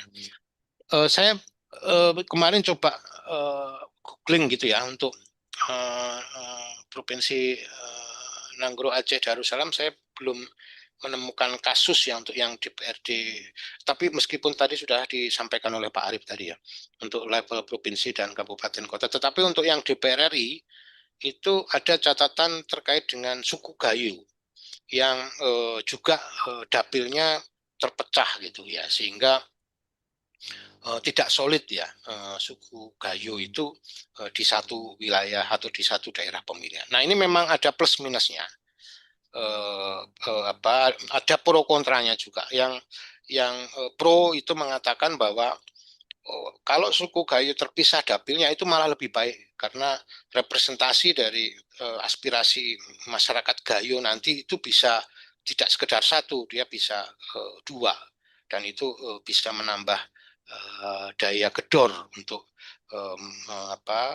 mengadvokasi aspirasi dari masyarakat Gayo. Tapi yang kontra menyatakan ya bahwa nggak bisa, ini harus solid gitu aspirasinya, dan harus disampaikan di satu lembaga perwakilan gitu. Tidak bisa kemudian atau di dapil yang sama gitu, tidak bisa kemudian berbeda, karena nanti akan bisa pecah aspirasinya atau tidak solid gitu. Nah, ini saya kira masih pro dan kontra. Sekali lagi, saya belum menemukan untuk yang level provinsi dan kabupaten kota. Mungkin nanti di dalam sesi diskusi kita bisa elaborasi untuk konteks provinsi Nanggro Aceh Darussalam ya. Next slide. Kemudian ini yang slide terakhir ini ya kesimpulan lah ya. Tadi sebenarnya beberapa sudah ada. Ruang yang difasilitasi oleh KPU dalam uji publik tidak sekedar masih sangat terbatas dari sisi intensitas, namun belum dioptimalkan juga gitu ya. Nah, jadi meskipun ini buku yang diterbitkan oleh KPU dan juga risetnya di dalam penggalian data ini sebagian juga difasilitasi oleh KPU, tapi kami sebagai tim peneliti dan tim penulis tidak berarti kemudian kehilangan critical thinking ya, atau pemikiran yang kritis, karena kami berharap bahwa akan ada perbaikan untuk penataan dapil dan penguatan partisipasi masyarakat di pemilu-pemilu berikutnya. Dan beberapa kesimpulan yang lain nanti mungkin sekali lagi bisa dibaca di PPT ini. Terakhir, next slide, terkait dengan rekomendasi ya, tentu saja ada banyak rekomendasi. Tadi sebagian sudah saya sampaikan, meningkatkan intensitas, membangun kolaborasi dengan akademisi lokal dan pegiat pemilu di lokal, kemudian melakukan simulasi untuk lebih dapat menghasilkan rancangan dapil yang yang menjamin kesetaraan kontestasi, tapi juga apa yang diharapkan dapat meningkatkan representasi politik pasca pemilu dan seterusnya ya. Jadi masih terbuka banyak ruang pada intinya bagi KPU untuk melakukan improvement dan saya kira forum diskusi kali ini mudah-mudahan bisa menjadi awal gitu ya, kalau memang belum ada concern untuk melakukan kajian, melakukan simulasi, melakukan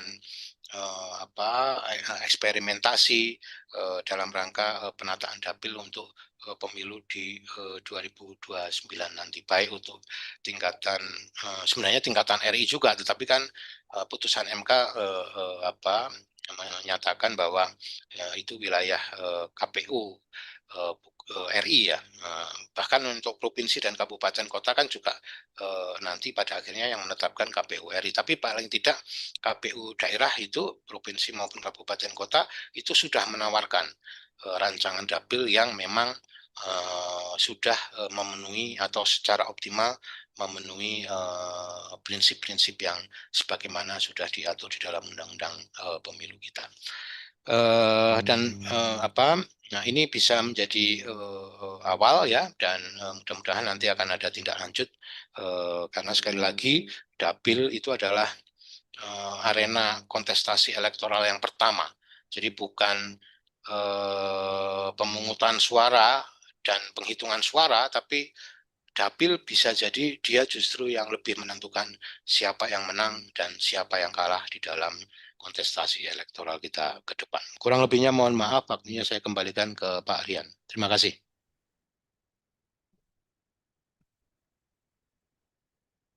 Baik, terima kasih kepada Dr. Mada Sukmajati atas pemaparan yang sangat komprehensif dan memberikan gambaran mengenai proses penyusunan daerah pemilihan beserta alokasi kursi pada pemilu tahun 2024 dengan melihat 4 provinsi tadi yang menjadi data ini ya, data penelitian.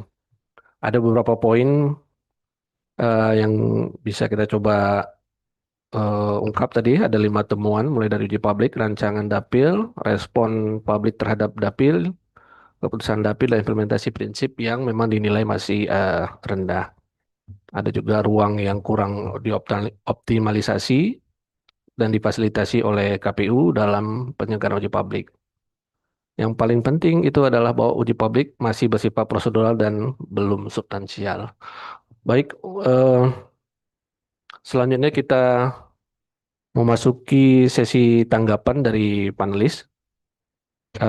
Kesempatan pertama kami berikan kepada Wakil Ketua KIP Aceh sekaligus Ketua Divisi Teknis Penyelenggaraan KIP Aceh, Bapak Haji Iskandar Agani. Pada Bapak kami persilakan. Baik, terima kasih Pak Rian. Assalamualaikum warahmatullahi wabarakatuh. Baik, saya pikir saya langsung saja ya. Ingat waktu hanya 2 jam ya. Yang pertama, saya mengucapkan terima kasih kepada Bapak Dr. Mada Sukmajati.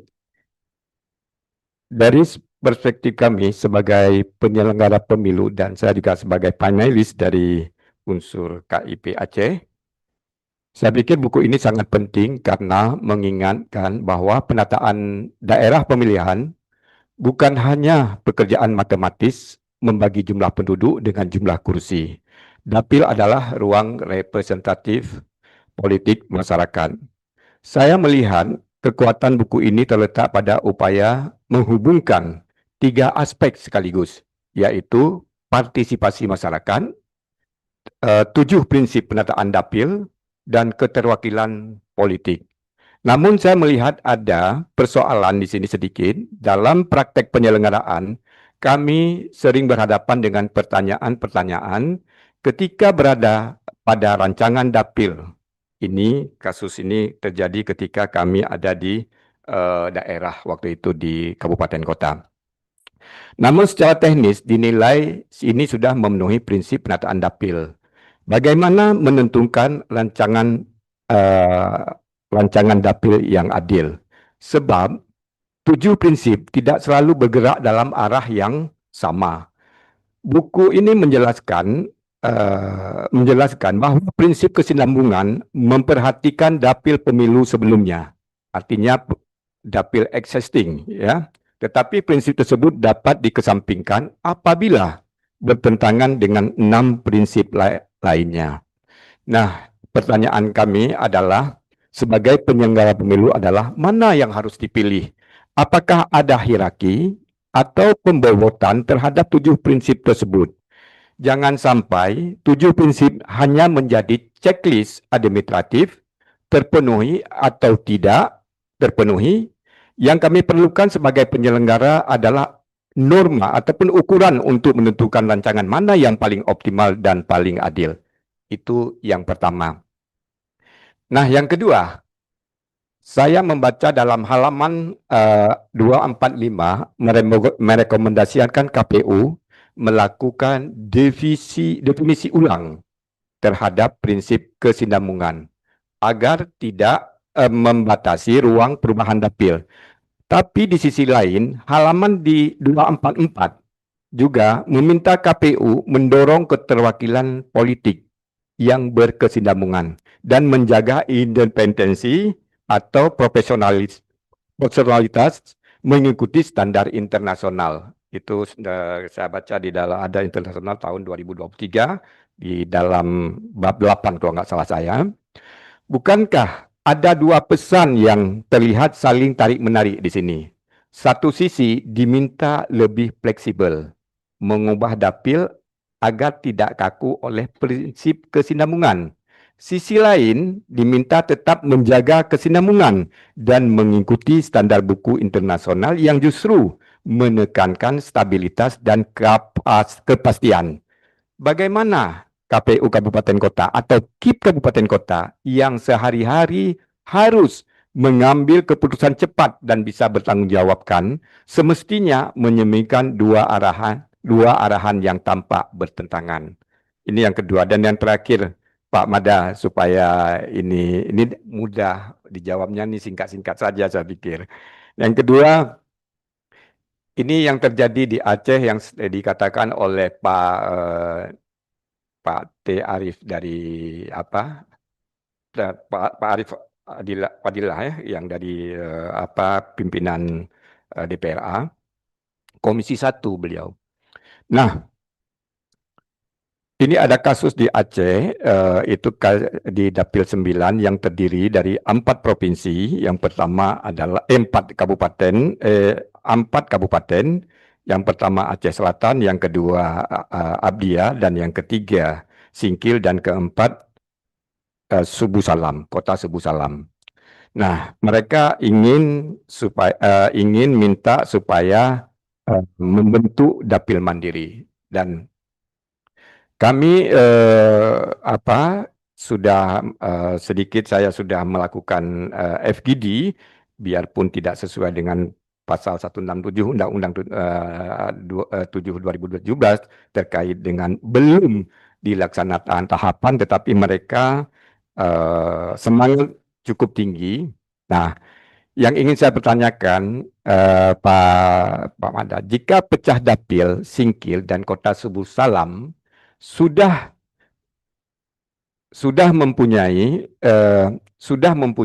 memenuhi 7 prinsip, apakah penulis berpendapat bahwa pemenuhan itu otomatis membuktikan desain tersebut lebih adil secara substantif, atau 7 prinsip itu baru syarat minimum yang harus diuji lagi dapat representasinya? Saya pikir itu saja, Pak Mada. Selanjutnya saya kembalikan kepada moderator. Baik, terima kasih kepada panelis pertama, Bapak Iskandar Agani. Mungkin untuk sebelum kembali kepada narasumber, kita akan selesaikan dulu tanggapan terhadap untuk ketiga panelis. Kemudian kita lanjutkan kepada panelis kedua, yaitu Bapak Muhammad Sayuni. Untuk itu kepada Bapak kami persilakan. Baik, terima kasih Pak Rian. Assalamualaikum warahmatullahi wabarakatuh. Waalaikumsalam. Yang saya hormati dan yang saya muliakan kepada guru kami, Pak Dr. Mada Sukmajati, sebagai narasumber ya utama kita pada hari ini yang sudah meluangkan waktu ya sehingga kita bisa mendengar ya, mencermati apa yang disampaikan oleh beliau. Selanjutnya saya hormati kepada rekan-rekan kami, Pak Haji Iskandar, Wakil Ketua KIP Aceh, Pak Endra, dan juga kepada rekan-rekan semua.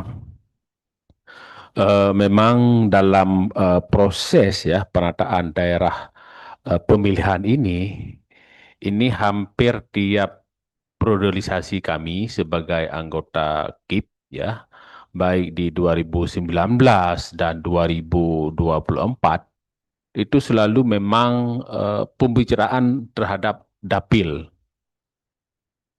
Nah, di periode yang lalu, khususnya di tahun 2023 ya,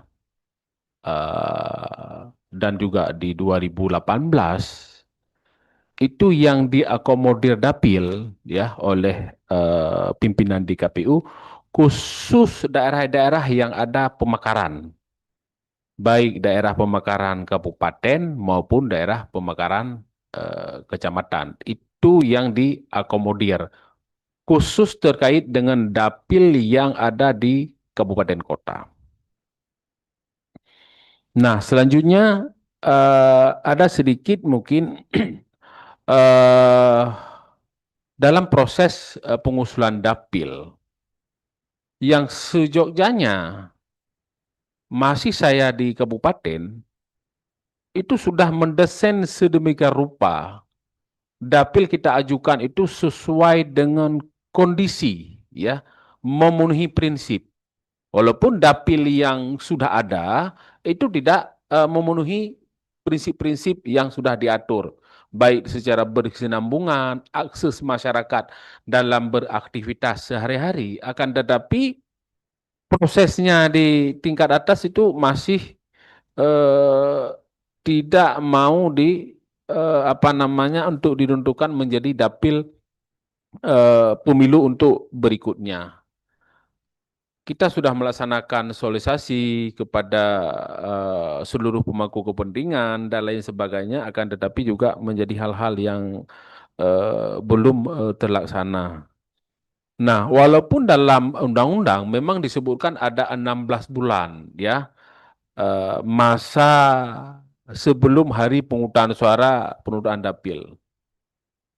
Nah, dalam 16 bulan tersebut mungkin itu adalah waktu yang sangat jauh bagi kami penyelenggara, akan tetapi kalau kita menanyakan kepada peserta pemilu, ini alangkah lebih baik dapil tersebut dilaksanakan sejauh-jauh hari ya, ditetapkan sehingga anggota DPR yang lagi duduk di DPR itu bisa melakukan langkah-langkah ya, bekerja untuk menyesuaikan untuk ke depan dalam pesta demokrasi 5 tahun ataupun 4 tahun lagi yang masih duduk di DPR. Nah, bagaimana untuk kita desain dapil untuk ke depan? Alangkah lebih baik itu sebelum jangan terkendala kita dengan 16 bulan. Ya, mungkin itu sebagai bagaimana kita untuk menyampaikan masukan ya kepada pembuat kebijakan, dalam konteksnya mungkin dalam draft ting ya, revisi undang-undang sebagaimana Bapak narasumber sampaikan tadi terkait dengan revisi tersebut, sehingga biarlah keluar daripada tahapan ya terkait proses pendudukan dapil, karena itu salah satu waktu kami ujukan dapil dengan waktu di kabupaten kota, itu alangkah lebih baik dapil itu sejauh-jauh hari itu sudah jelas, sehingga peserta pemilu itu fokus bekerja, apalagi yang lagi duduk di parlemen. Mungkin itu sebagai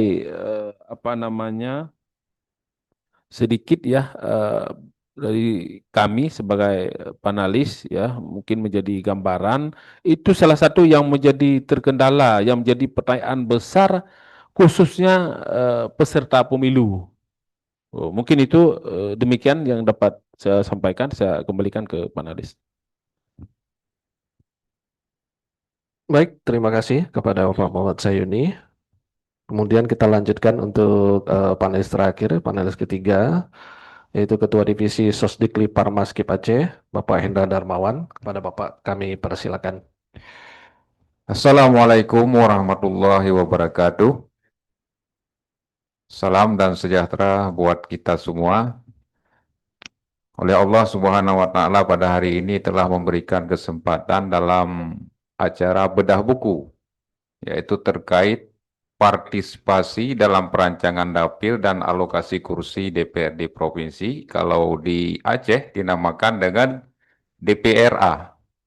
Itu ada kekhususan ataupun leg spesialis yang diberikan oleh pusat kepada Provinsi Aceh. Begitu juga dengan DPRK, bukan DPRD Kabupaten dan Kota.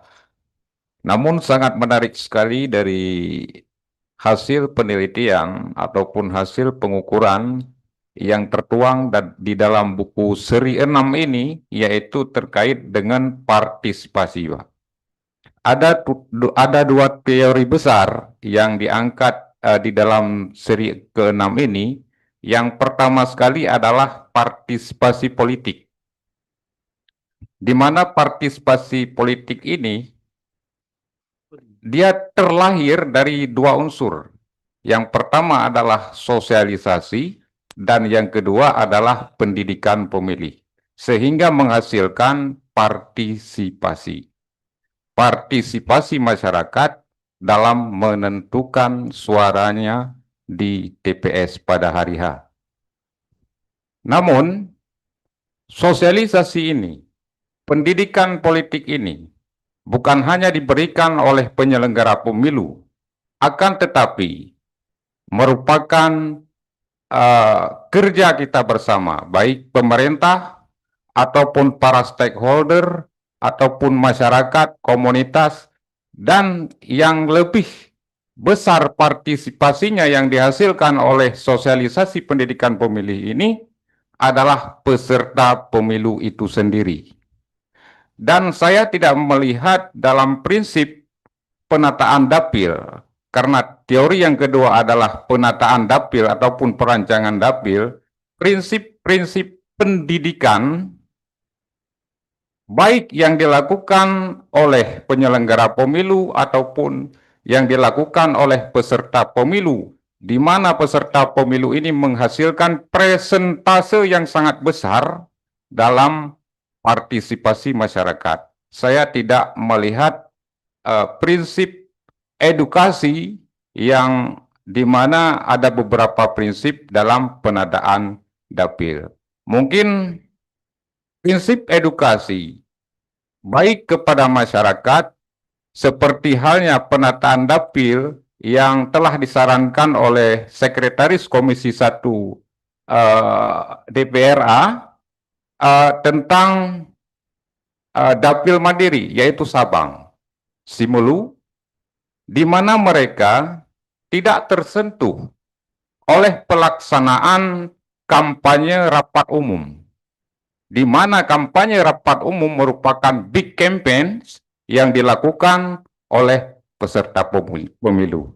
Prinsip edukasi ini perlu diangkat, ini menurut saran saya. Demikian Pak Mada, terima kasih. Wabillahi taufiq wal hidayah. Wassalamualaikum warahmatullahi wabarakatuh.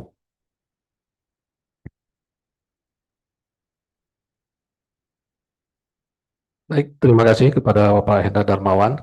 Ini sangat menarik sekali ya. Ketiga panelis sepakat buku ini sangat menarik.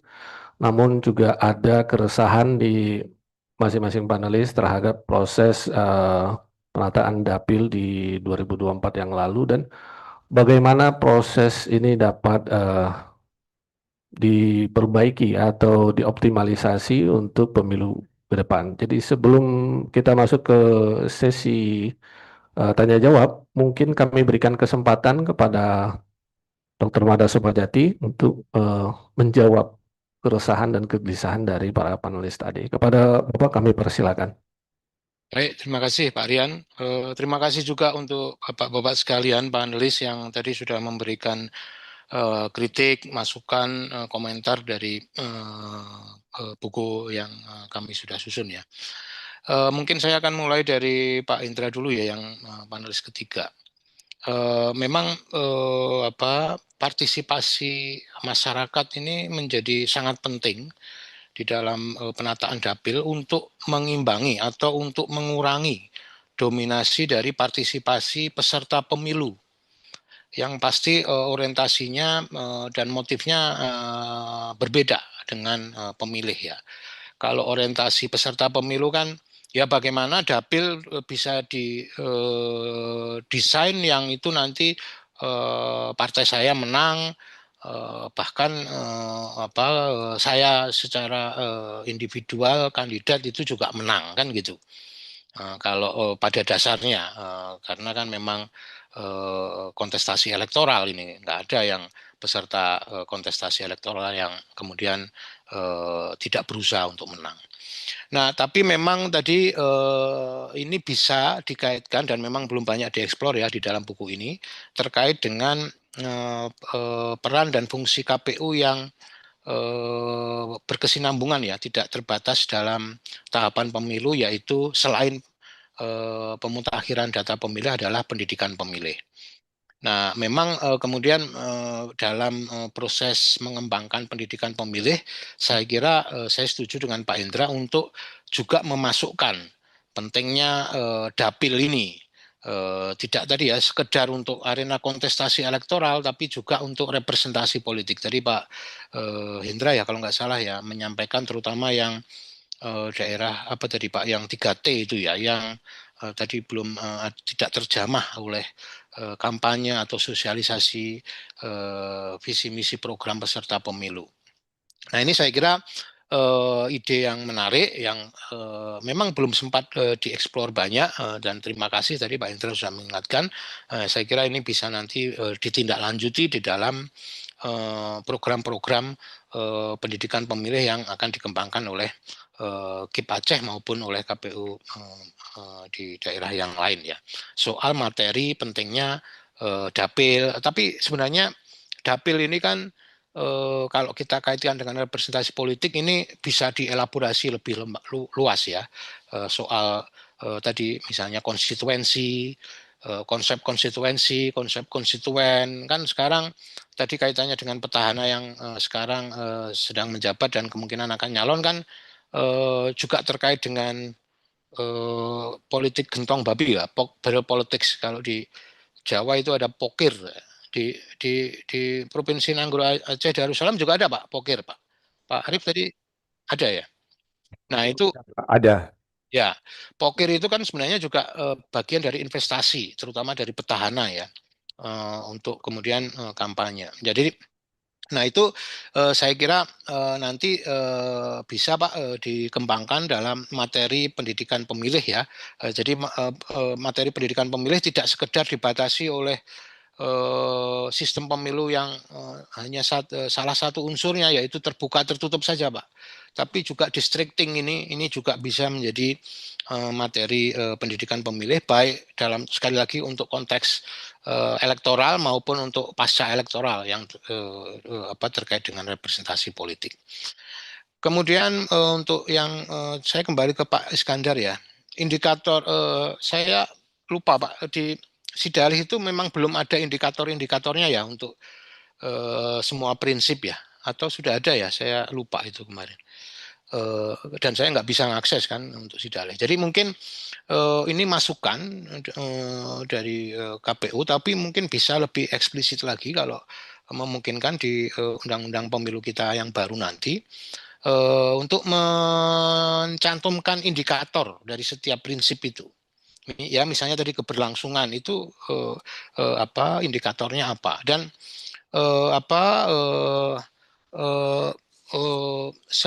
sejauh pengetahuan saya memang tidak ada kan pembobotan di antara prinsip-prinsip itu. Artinya tidak ada prinsip yang lebih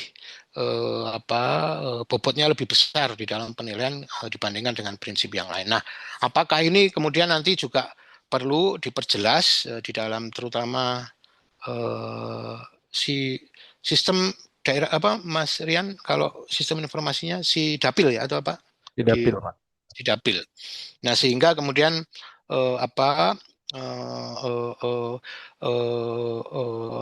penilaian itu bisa lebih jelas gitu ya, dan untuk mengurangi subjektivitas.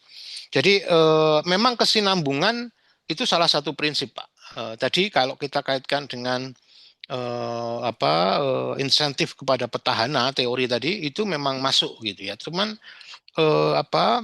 apakah itu akan diberi bobot yang lebih besar dibanding prinsip yang lain dalam total keseluruhan penilaian sebelum nanti diputuskan opsi dapil mana yang akan dipilih, itu yang kemudian menjadi hal yang perlu didiskusikan. Mungkin secara tidak tertulis itu tidak ada, secara tertulis itu tidak ada, tetapi saya kira secara tidak tertulis itu yang ada di benak KPU RI mungkin ya itu yang mendapat bobot lebih tinggi ya dibandingkan prinsip yang lain, sehingga KPU RI cenderung kemudian menggunakan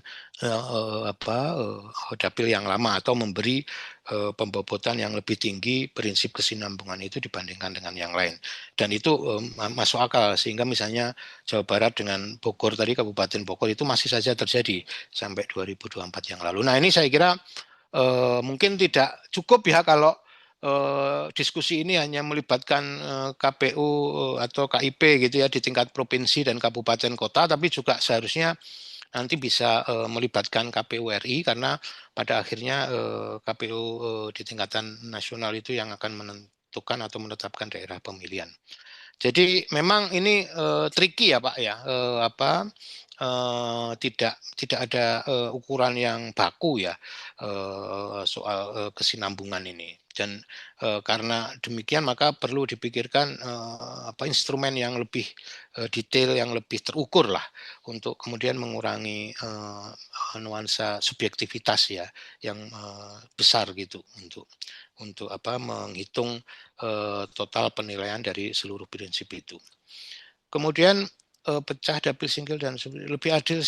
Nah, ini kajiannya saya kira saya setuju dengan Pak panelis kedua tadi ya. Memang waktunya kan 16 bulan secara formalistik ya untuk sampai kepada penetapan dapil. Tapi secara informal kan sebenarnya kajian itu bisa dilakukan sebelum itu juga gitu. Sehingga 16 bulan itu tidak mulai dari nol gitu.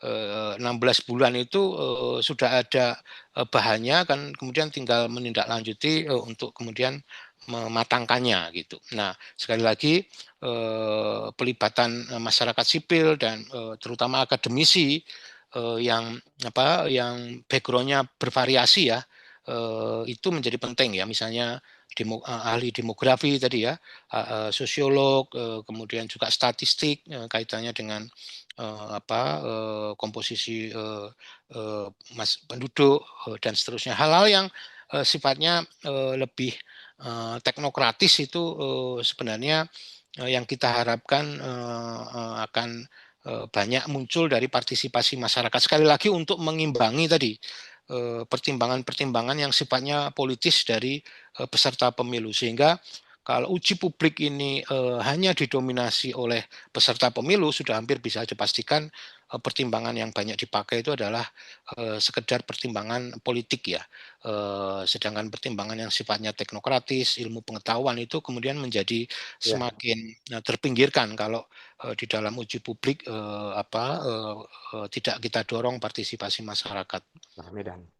Kemudian Sudah. tentu saja apresiasi Pak untuk tadi Pak ya, yang kalau nggak salah yang single dan subsalam ya, Selesai satu. yang sudah melakukan kajian ini, saya kira menjadi awal nanti untuk kemudian bisa dikaji lebih mendalam lagi gitu ya. Jadi karena waktunya juga masih panjang, kajiannya itu prosesnya tidak secara instan juga gitu. Ini terus masih bisa dimatangkan, terus dimatangkan gitu, sehingga nanti kemudian bisa dikerucutkan menjelang jadwal penetapan dapil itu. Kemudian untuk yang itu untuk Pak Iskandar, untuk panelis kedua tadi yang diakomodir oleh KPU hanya daerah pemekaran baru. Ya memang untuk daerah pemekaran baru kan memang belum ada riwayat sebelumnya, termasuk tadi ya constraint untuk petahana dan pengorganisasian partai politik juga di situ dan seterusnya. Ini ya masih seperti kertas baru lah, sehingga masih leluasa untuk dicoret-coret gitu ya. Nah, tetapi untuk kertas lama yang sudah ada coretannya atau sudah ada tulisannya, itu mungkin tantangannya akan berbeda gitu. Tetapi saya kira kan penyelenggara pemilu itu tidak politis ya. Jadi tapi tidak berarti juga penyelenggara pemilu itu tidak mendengar atau juga bahkan tidak mengakomodir masukan dari para peserta pemilu. Ya, jadi baik dari sisi politik maupun teknokrasi, ilmu pengetahuan maupun kepentingan masyarakat gitu ya, itu saya kira perlu dilibatkan oleh KPU sebagai penyelenggara, dan nanti kemudian proses sehingga sampai pada penetapan dapil yang mana itu juga kemudian melibatkan masyarakat. Tapi tidak berarti KPU kan kemudian hanya mempertimbangkan salah satu perspektif ya, misalnya dari peserta pemilu saja.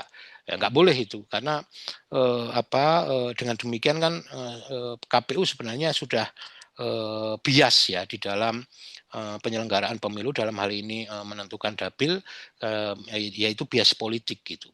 Nah, tapi kewenangan sepenuhnya itu tetap ada di KPU sebagai penyelenggara pemilu gitu. Artinya tidak berarti karena terlalu banyak pertimbangan atau mengakomodir banyak pertimbangan akhirnya tidak membuat keputusan ya. Saya kira itu juga tidak seperti itu.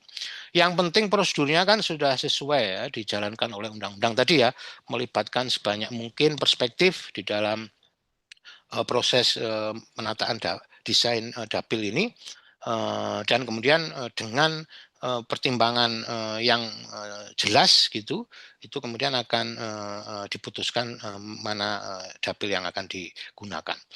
Apapun keputusan itu pasti akan dikritik kan KPU. Jadi ya saya kira bukan masalah KPU memutuskan dapil yang mana, tapi menurut saya justru yang perlu ditingkatkan dan juga diyakinkan oleh masyarakat itu adalah bahwa KPU dalam proses menentukan dapil itu sudah melibatkan partisipasi masyarakat sebanyak mungkin, melibatkan banyak perspektif, banyak horizon dan cakrawala yang digunakan juga luas dan seterusnya, sehingga itu meyakinkan bahwa nanti keputusannya yang diambil itu berdasarkan atas itu.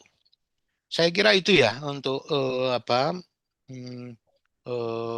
secara umum saja, dan terima kasih untuk para panelis ini. Saya jadi belajar juga untuk Provinsi Nanggro Aceh Darussalam ya, karena pasti akan ada banyak dinamika, termasuk tadi ya konteks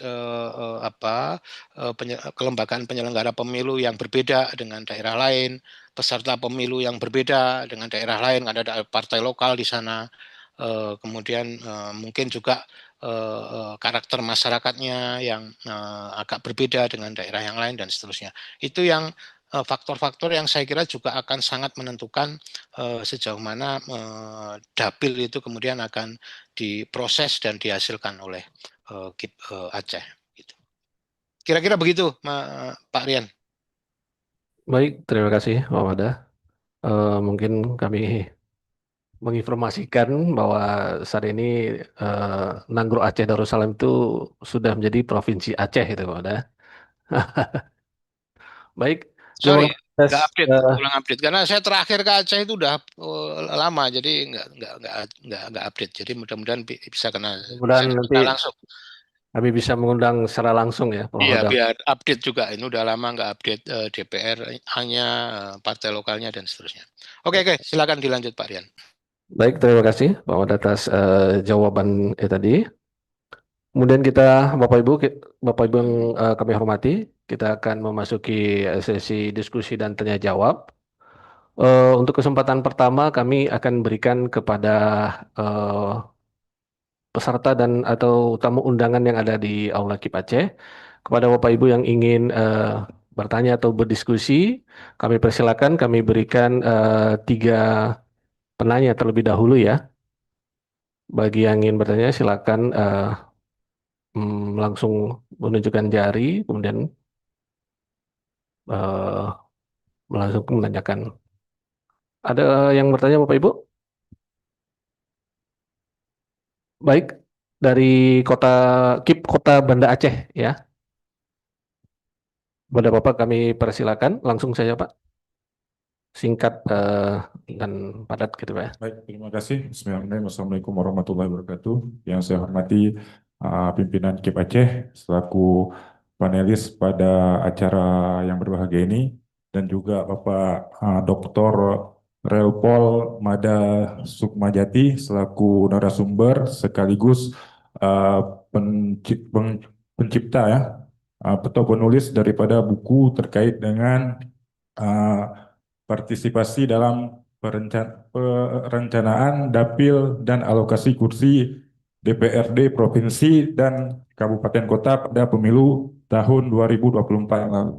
Nah, Bapak ya pada buku tersebut ya kita melihat tentunya kami ya selaku penyelenggara di KPU ya baik di tingkat kabupaten kota maupun provinsi tentunya pasti mempunyai sikap rasa dilematis ya nantinya dalam menentukan daerah pemilihan apalagi ada inovasi-inovasi terkait dengan pertumbuhan penduduk ya sehingga mengakibatkan tentunya adanya perencanaan perbedaan alokasi kursi baik di jenjang DPR baik kabupaten kota maupun provinsi ya.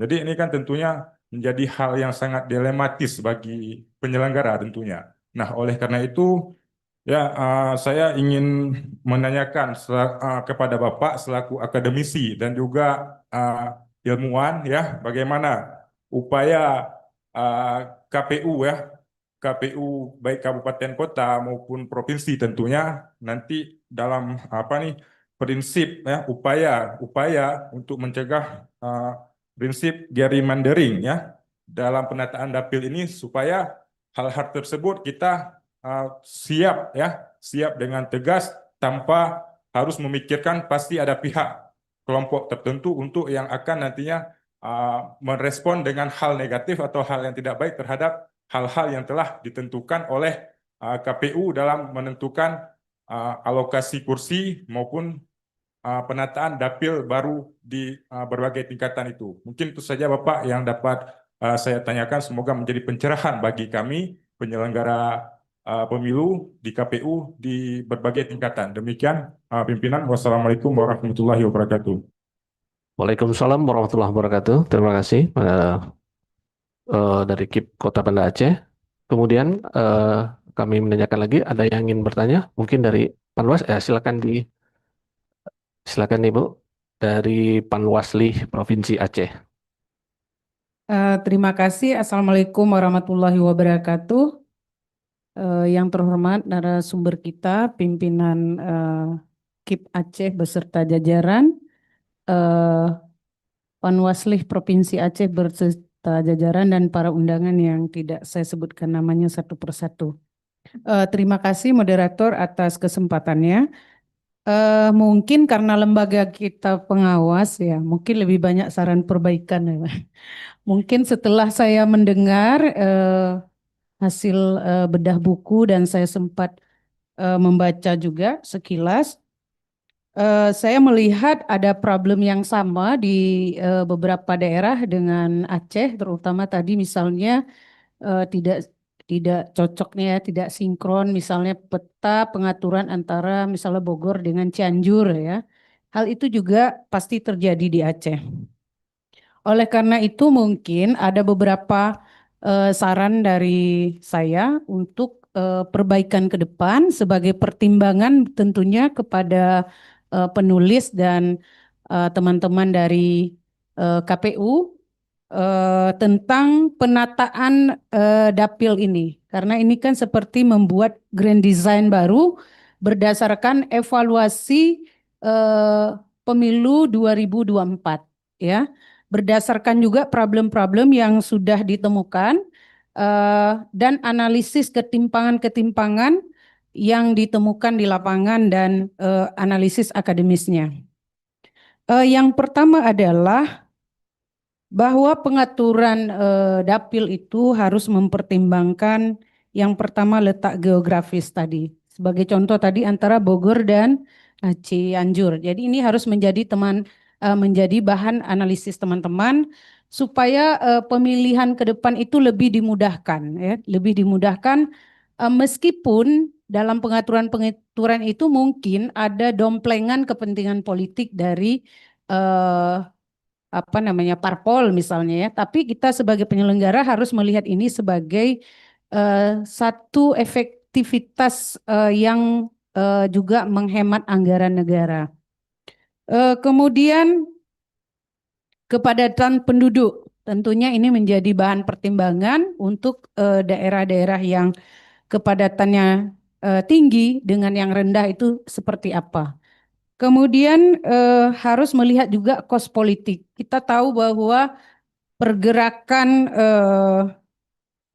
money politik yang semakin tinggi di lapangan ini kan menyulitkan semua pihak, mulai dari penyelenggara juga para peserta calon dan parpol juga untuk menyediakan kos politik yang tinggi.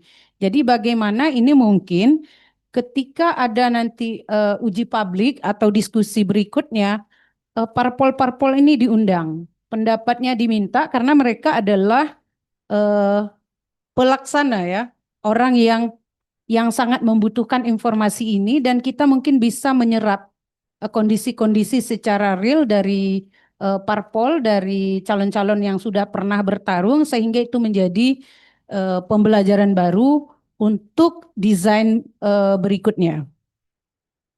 Kemudian peraturan tentunya, KPU itu kan terikat dengan peraturan. Tentu peraturan yang ke depan itu harus mengakomodir bagaimana cara teman-teman KPU ini juga bisa mudah bekerja efektif dan efisien. Tidak menyulitkan, kadang-kadang kita penyelenggara mau memudahkan tapi di peraturannya tidak memungkinkan sehingga muncul perdebatan-perdebatan di lapangan dan konflik baru.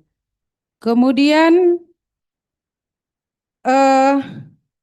karena buku ini lebih terfokus utama seperti yang disampaikan oleh para panelis juga kepada tingkat partisipasi masyarakat, kita harus benar-benar ke depan berbasis partisipasi masyarakat. Jadi tidak hanya simbolik buat 2-3 pertemuan itu sudah dianggap konsultasi publik, sudah dianggap memenuhi syarat, jangan seperti itu. Harus ada memang forum-forum ilmiah yang lebih dijamurkan, yang lebih dikuatkan di tingkat kecamatan minimal. Tingkat kecamatan itu ada sosialisasi sehingga kebutuhan publik ya, pendapat-pendapat publik tentang dapil ini mudah dan lebih tepat sasaran untuk penyerapannya. Sehingga KPU lebih mudah dalam menata dapil itu sendiri. Kemudian ada juga hal yang sedang kita lakukan sekarang di masa non-tahapan, baik itu di KPU maupun di Bawaslu. Kita kan ada aktivitas kalau di Bawaslu itu uji petik untuk pendataan pemutakhiran data pemilih berkelanjutan. Begitu juga teman-teman di KPU itu ada Coktas. Nah, bagaimana pada saat momen kita melakukan uji petik atau Coktas ini, kita membagikan kuesioner atau melakukan wawancara-wawancara karena kita kan langsung turun ya ke akar rumput. Nah, ini sekali jalan untuk juga mengefektifkan masa non tahapan ini sehingga publik dapat benar-benar dilibatkan. Kemudian juga bisa membentuk nomor hotline kah, WhatsApp, grup ataupun kotak saran Sehingga orang-orang yang mungkin tidak ketemu dengan kita, tapi punya ide, punya pendapat, punya analisis, itu punya kesempatan untuk menyampaikan media itu. Dan itu dijadikan juga basis analisis untuk penetapan dapil. Mungkin itu saja yang dapat saya sampaikan. Saya berharap semakin banyak sosialisasi dilakukan kepada publik, artinya partisipasi publik itu pasti akan meningkat. Demikian, terima kasih. Wallahu muwaffiq ila aqwamit thoriq. Wassalamualaikum warahmatullahi wabarakatuh. Waalaikumsalam warahmatullahi wabarakatuh. Terima kasih Ibu dari Panwasli Provinsi Aceh atas saran-saran yang telah diberikan. Kemudian untuk satu penanya lagi kami persilakan di ruangan aula ini. Apakah ada? Baik, kalau tidak ada mungkin kita satu lagi beralih kepada yang sudah raise hand itu tadi ya di Zoom. Ahmad Jumadil. Baik, bagi Ahmad Jumadil kami persilakan. Silakan memperkenalkan diri dan menanyakan secara singkat pertanyaannya.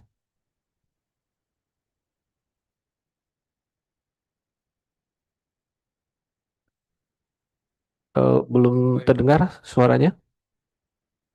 Warahmatullahi wabarakatuh. Bisa didengar, Pak? Sudah. Waalaikumsalam warahmatullahi Ya. wabarakatuh. Nama saya Ahmad Jumadil dari KPU Kabupaten Sarawangun, Provinsi Jambi. Eh, Melihat dari paparan dari Pak Mada, langsung saja. Saya melihat ada dua temuan yang saya soroti, Pak. Yang pertama itu masih kurangnya partisipasi publik ya, belum maksimalnya partisipasi publik dalam penataan dapil. Kemudian yang kedua itu ada juga yang sebaliknya bahwa eh, penataan dapil itu belum ada memastikan ketujuh prinsip ini berapa persen gitu masuk ke dalam putusan dapil itu. Apakah memang benar-benar sudah mengakomodir seluruh prinsip-prinsip tersebut atau tidak?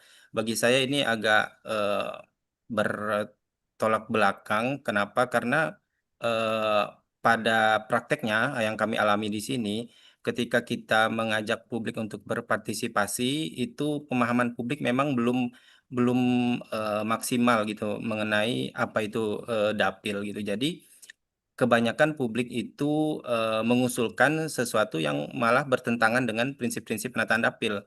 Itu terkait dengan mereka mengusulkan terkait dengan kepentingan masing-masing gitu ya.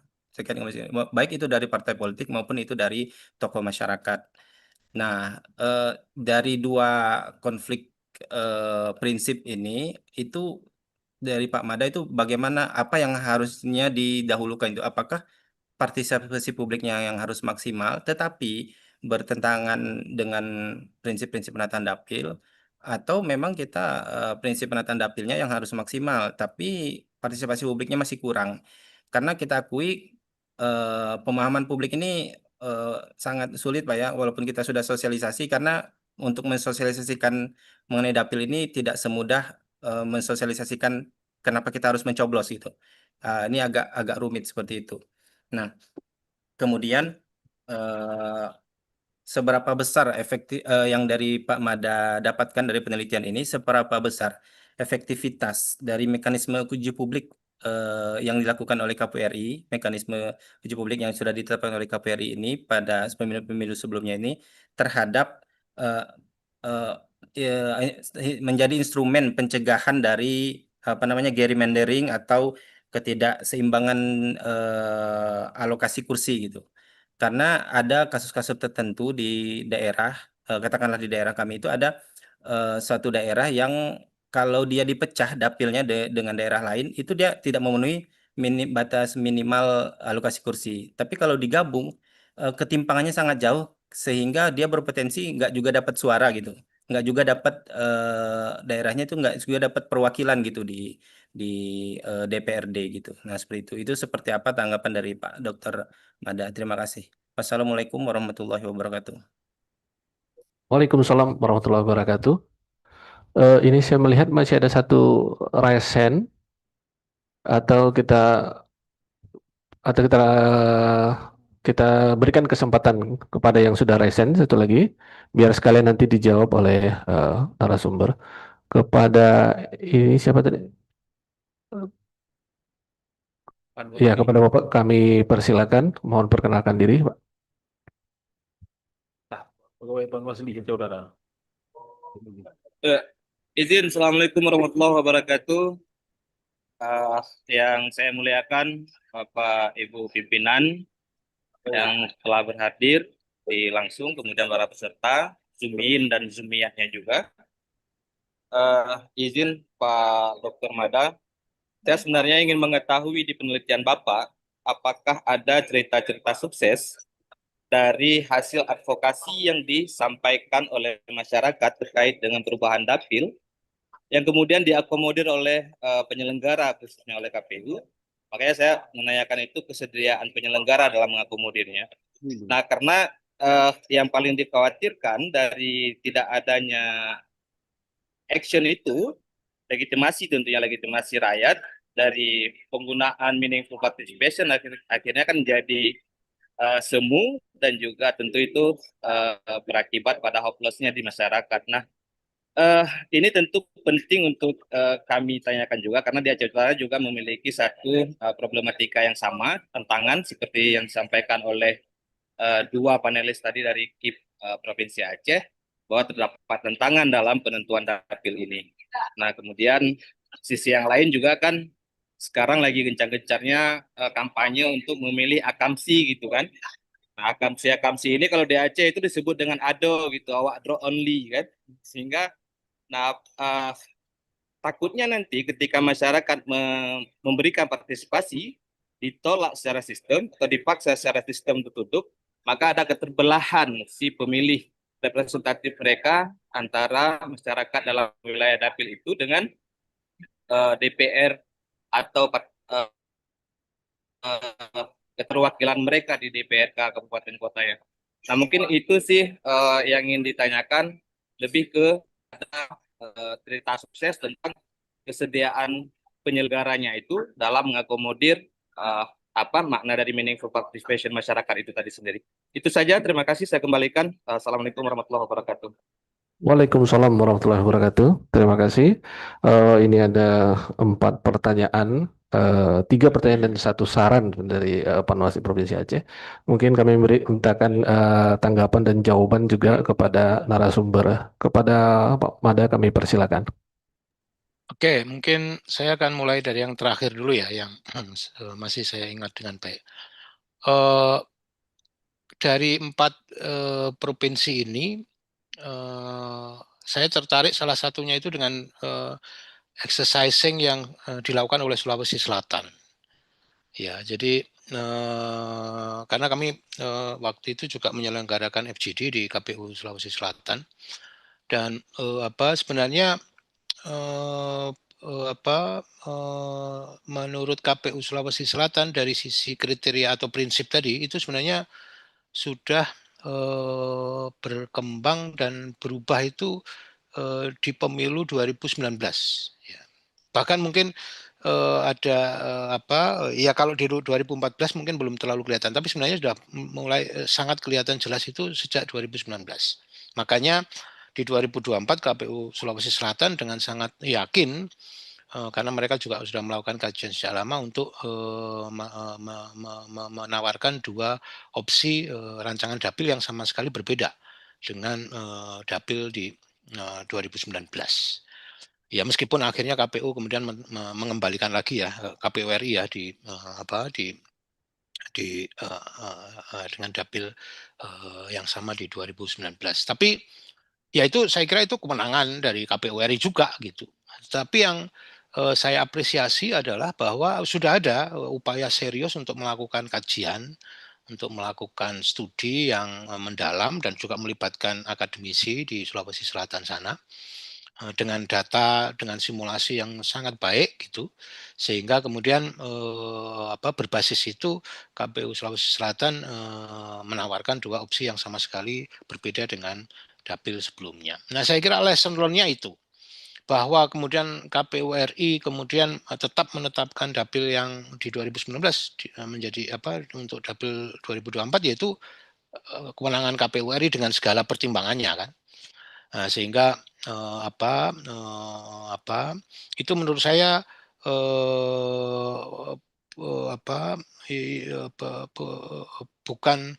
bukan sesuatu yang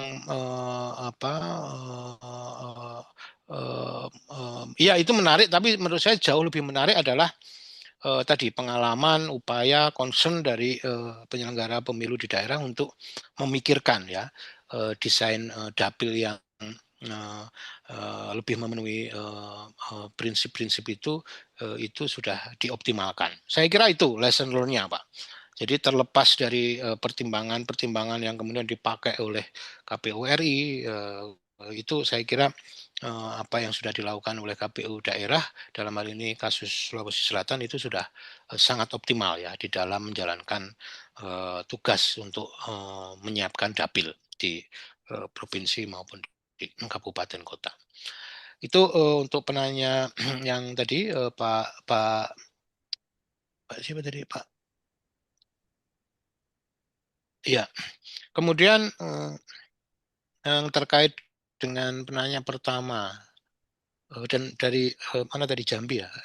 Jambi atau Bengkulu tadi? Nah, saya kembali ya ke prinsip yang tadi bahwa KPU ini sudah punya regulasi untuk mendesain dapil ini. Jadi tidak perlu gamang dan tidak perlu kemudian sibuk memikirkan hal-hal yang bukan ranahnya, ya, karena itu menjadi ranah KPU RI misalnya. Ya itu bukan, ya memang Anda bukan komisioner KPU RI gitu. Anda adalah komisioner KPU provinsi atau kabupaten kota, ya sesuai dengan ranah Anda aja. Dan itu tidak perlu gamang. Tadi misalnya ada pertanyaan, lebih duluan mana, rancangan dapil baru sosialisasi atau sosialisasi dulu baru rancangan dapil. Nah ini terkait dengan panelis sebelumnya tadi yang mencoba untuk idenya adalah mengintegrasikan materi tentang dapil ini di dalam program pendidikan pemilih yang berkelanjutan, itu saya kira menarik ya. Kalau itu kemudian bisa saya menjawab ya sosialisasi dulu baru rancangan dapil. Mungkin kalau untuk yang tadi pilihannya rancangan dapil dulu baru sosialisasi, itu mungkin masuk di tahapan yang berapa tadi, 16 bulan tadi itu. Tapi itu kan sebelumnya sudah ada sosialisasi. Saya menggunakan bukan sosialisasi ya, tapi apa ya, kalau sosialisasi itu kesannya kan satu arah ya. Tapi ini diskusi, saling memberi dan saling menerima, misalnya tadi ya antara KPU dan akademisi, untuk kemudian melakukan kajian yang komprehensif, yang mendalam terkait dengan tema ini, baik soal partisipasi maupun dapil ini. Nah, jadi saya kira tidak perlu dikotomikan mana yang lebih duluan, karena kan KPU juga punya tugas tadi kan yang berkesinambungan adalah pendidikan pemilih, ini bisa diintegrasikan di sana. Tapi KPU juga punya tugas untuk menuntaskan daerah pemilihan yang waktunya 16 bulan tadi. Nah, itu bisa juga gitu ya. Jadi bahwa masyarakat masih awam dengan dapil itu ya, masyarakat juga masih awam dengan Santolagu. Masyarakat juga masih awam dengan ambang batas gitu. Nah, makanya hal-hal seperti itu seharusnya yang menjadi bagian dari materi di pendidikan pemilih. Nah, tidak sekedar materi pendidikan pemilih itu caranya nyoblos, apa itu KPU, apa itu KIP, apa itu Bawaslu, apa itu Panwas, dan seterusnya. Kelembagaannya apa itu menurut saya nggak terlalu, dan cukup sekali saja kalau itu, biarkan itu di level pengetahuan juga. Yang justru lebih penting adalah tidak sekedar di level kognisi pendidikan pemilih itu. Kalau kita bicara kurikulum pendidikan kan kognisi itu hanya menjadi salah satu level, dan itu yang paling awal. Selain kognisi itu ada afeksi atau bahkan sampai ke psikomotorik gitu ya. Nah, jadi ini mungkin terkait dengan desain pendidikan pemilih yang menurut saya juga perlu ditinjau ulang gitu ya. Jadi kalau ngomong masyarakat masih awam, ya masyarakat memang masih awam untuk semua unsur sistem pemilu. Dan karena memang selama ini kan sosialisasinya hanya soal soal coblos mencoblos itu kan, hanya yang salah satu unsurnya.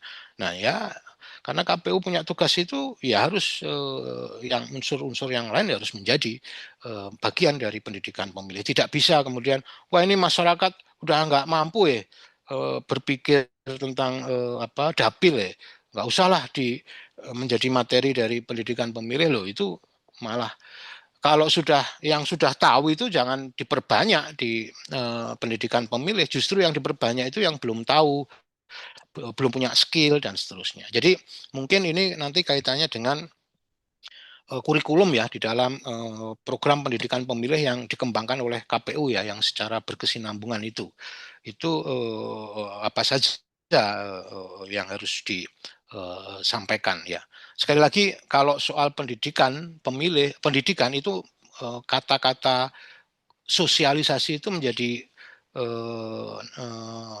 tabu ya, atau haram gitu ya, karena di dalam pendidikan itu tidak ada komunikasi yang sifatnya searah sebagaimana sosialisasi. Definisi sosialisasi itu kan searah, yang satu memberikan informasi kepada yang lain gitu aja, yang lain menerima atau tidak, kalau belum ya nanti tapi kalau pendidikan itu proses memberi dan menerima, dan bahkan pengetahuan itu kemudian bisa terus dikembangkan.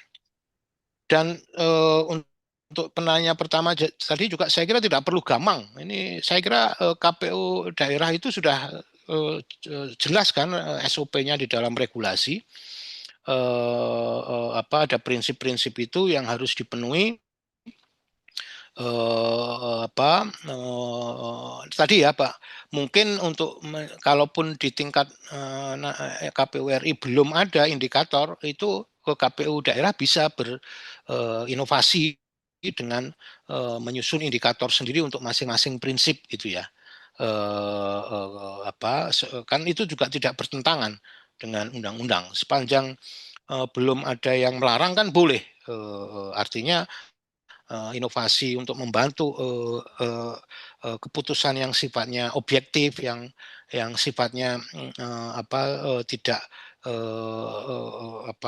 berat ke salah satu perspektif saja, misalnya tadi perspektif politik saja dari peserta pemilu, itu saya kira justru diharapkan inovasi atau kreativitas seperti itu dari penyelenggara pemilu di daerah, karena ini adalah ranah atau tugas penyelenggara pemilu di daerah. Jadi sekali lagi menurut saya nggak perlu gamang, tidak perlu ragu sepanjang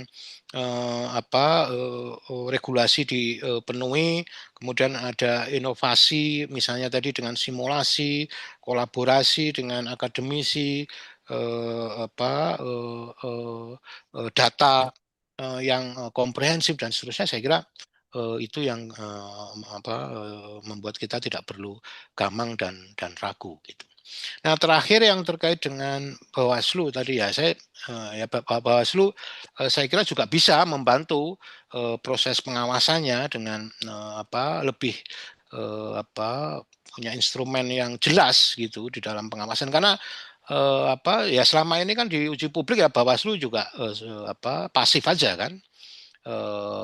Tidak kemudian atau belum banyak menjadi bagian dari upaya untuk secara lebih aktif ya untuk menyusun desain daerah pemilihan yang memenuhi prinsip-prinsip itu gitu. Jadi pengawasan itu tidak sekedar ngawasi, tapi juga ada instrumen pengawasannya, ini terpenuhi atau tidak. Kalau terpenuhi apa penjelasannya, kalau tidak mengapa itu tidak terpenuhi dan seterusnya, dan itu juga disampaikan di uji publik itu, atau bahkan mungkin tidak sekedar di uji publik ya, tapi ketika berinteraksi dengan KPU gitu.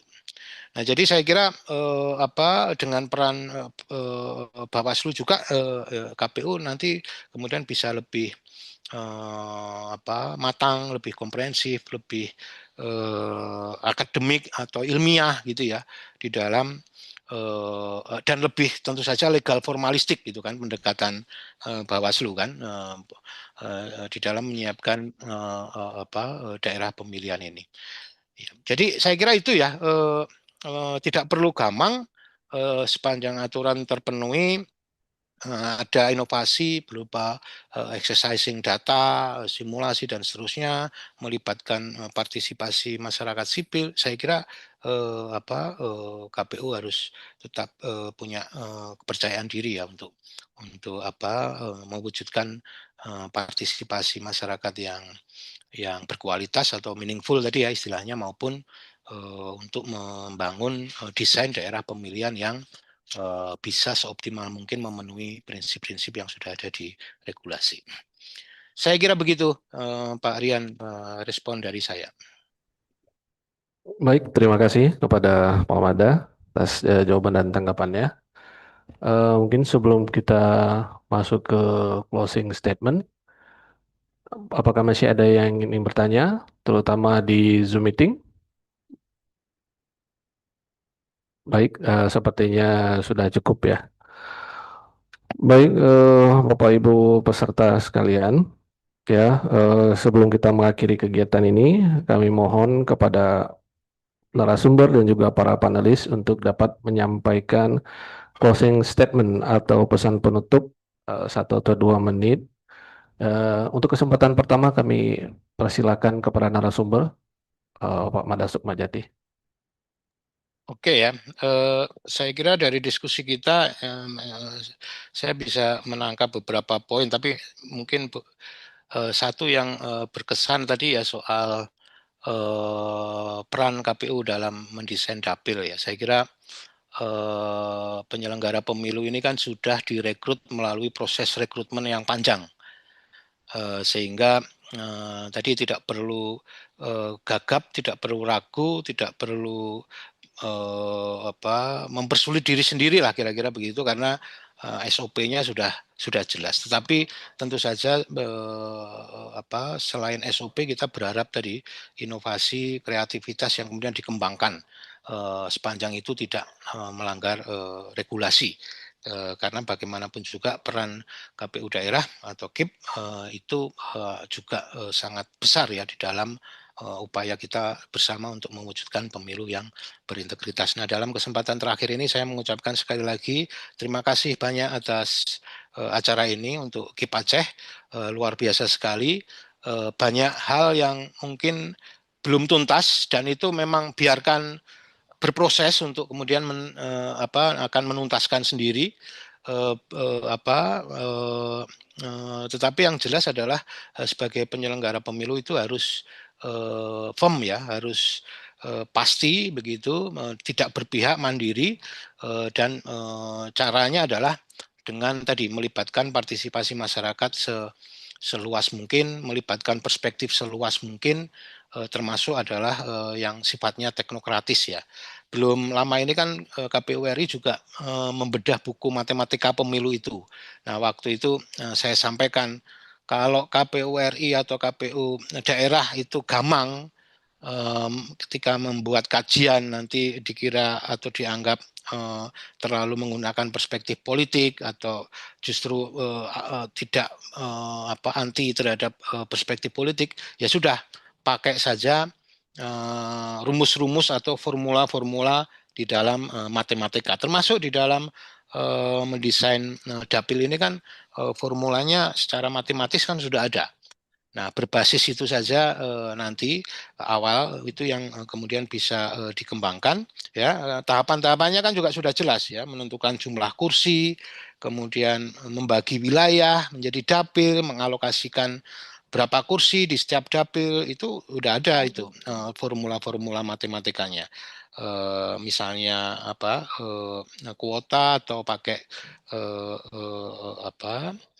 bilangan pembagi. Nah, sama lah formulanya dengan formula konversi suara ke kursi, misalnya Santolagu atau Webster atau formula-formula yang lain.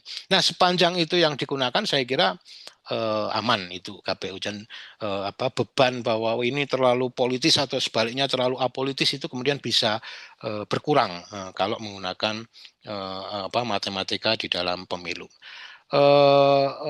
Dan formula yang secara umum juga sudah ada ya, misalnya kalau mau kursi satu dapil mengalokasikan kursi yang moderat atau medium itu ya antara 6 sampai 10 gitu kan.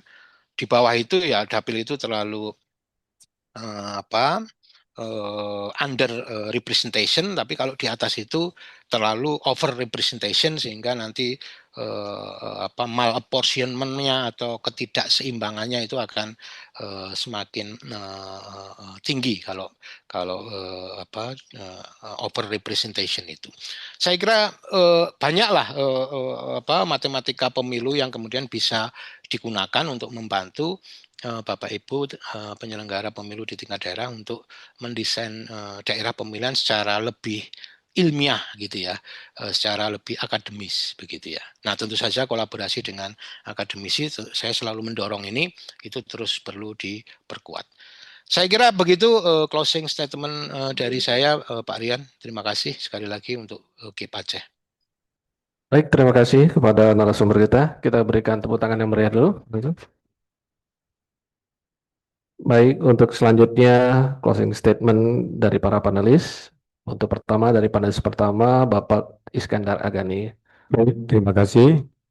Baik, saya mengucapkan terima kasih ya dan apresiasi buku ini karena memberikan perspektif penting mengenai partisipasi masyarakat dalam penataan dapil.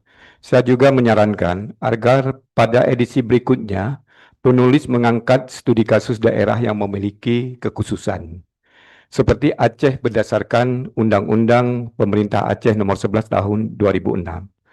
Hal ini penting untuk melihat bagaimana prinsip-prinsip penataan dapil diterapkan dalam konteks daerah yang memiliki karakteristik hukum dan politik yang berbeda. Sehingga partisipasi tidak hanya bersifat prosedural tetapi juga substantif dan terukur. Sekali lagi, kami mengucapkan terima kasih dan penghargaan yang setinggi-tingginya kepada Bapak Dr. Mada Sukmajati atas kesediaan berbagi ilmu, pengalaman, dan gagasan melalui bedah buku partisipasi dalam rancangan dapil pemilihan dan alokasi kursi DPRD Provinsi dan DPRD Kabupaten Kota pada pemilu 2024. Demikian closing statement saya pada hari ini. Terima kasih. Assalamualaikum warahmatullahi wabarakatuh. Waalaikumsalam warahmatullahi wabarakatuh. Terima kasih kepada panelis pertama. Kemudian kita lanjutkan kepada panelis kedua, Bapak Muhammad Sayuni untuk closing statement. Baik, terima kasih. Ya, yang pertama sekali ya kegiatan kita pada hari ini dalam bedah buku ya, semoga sukses yang sudah kita laksanakan. Nah, terkait dengan beberapa hal yang sudah disampaikan tadi baik oleh saudara kita Bapak Dr. dari Panelis. Nah, mungkin dalam proses ya penyajiannya semua walaupun ada kelebihan dan kekurangannya ya tentunya dapil dalam mendesain suatu dapil juga tidak terlepas ya kita libatkan terutama kepada seluruh pemangku kepentingan ya, tokoh adat ya, tokoh agama yang selalu hadir ya biasanya di daerah-daerah itu bagian mewakili ya masyarakat, mewakili aspirasi masyarakat ya sehingga tokoh-tokoh tersebut baik tokoh adat tokoh agama itu jangan kita tinggalkan ya sehingga itu kita libatkan aktif ya baik semua elemen ya sehingga begitu dapil itu jadi itu tidak ada hal yang diragukan atau tidak ada protes ataupun tidak ada suara-suara yang tidak bisa menerima dan lain sebagainya ataupun argumen-argumen yang disampaikan dalam proses penataan dapil. Mungkin demikian yang dapat saya sampaikan sebagai closing statement dalam kegiatan bedah buku ini. Selanjutnya saya kembalikan kepada moderator. Assalamualaikum warahmatullahi wabarakatuh. Waalaikumsalam warahmatullahi wabarakatuh. Kemudian kita lanjutkan closing statement untuk panelis ketiga, Bapak Hendra Darmawan. Kepada Bapak kami persilakan. Terima kasih kepada pemateri yang telah hadir dan ini merupakan buku seri ke-6 yang sangat bermanfaat bagi partisipasi masyarakat. KIP Aceh telah meningkatkan partisipasi masyarakat di pemilu tahun 2024 yaitu meningkat 5%. Dari dari 82% menjadi 87,01%. Kemudian di pilkada, kita telah meningkatkan partisipasi masyarakat yaitu dengan tingkat 4,51%. Namun, dalam buku seri ke-6 ini saya melihat teori sosialisasi dan pendidikan politik yang melahirkan partisipasi masyarakat yang demokratis setidaknya menjadi bahan kajian yang lebih mendalam dan menjadi salah satu acuan atau prinsip dalam perancangan dapil dan menjadi bahan dan dasar dalam mengembangkan regulasi untuk perencanaan dapil yang lebih berkualitas dan lebih demokratis. Terima kasih. Baik, terima kasih kepada panelis ketiga Bapak Endra Darmawan. Terima kasih juga kepada narasumber dan panelis atas pesan-pesan yang sangat berharga. Ya, kita berikan aplaus yang meriah atas pemaparan dan juga closing statement dari narasumber dan juga panelis. Ya, lanjut. Kalau kata Pak Endra nggak apa-apa katanya. Nggak apa-apa. Baik, hadirin yang kami hormati, sampailah kita di penghujung kegiatan bedah buku pada hari ini. Atas nama panitia kami mengucapkan terima kasih yang sebesar-besarnya kepada penulis buku, seluruh panelis, serta seluruh tamu undangan dan peserta yang telah mengikuti kegiatan ini dengan penuh antusias. Semoga diskusi yang telah berlangsung tidak hanya menambah wawasan kita mengenai proses perancangan daerah pemilihan dan alokasi kursi, tetapi juga semakin memperkuat komitmen kita dalam mewujudkan penyelenggaraan pemilu yang demokratis, transparan, berkeadilan, dan berintegritas. Akhir kata, apabila selama saya memandu jalan acara, terdapat kekurangan maupun kekeliruan, saya memohon maaf yang sebesar-besarnya. Saya selaku moderator mengucapkan terima kasih atas perhatian dan partisipasi seluruh peserta. Wabillahi taufik wal hidayah. Wassalamualaikum warahmatullahi wabarakatuh. Waalaikumsalam warahmatullahi wabarakatuh. Terima kasih Bapak Ibu sekalian. Salam sehat selalu.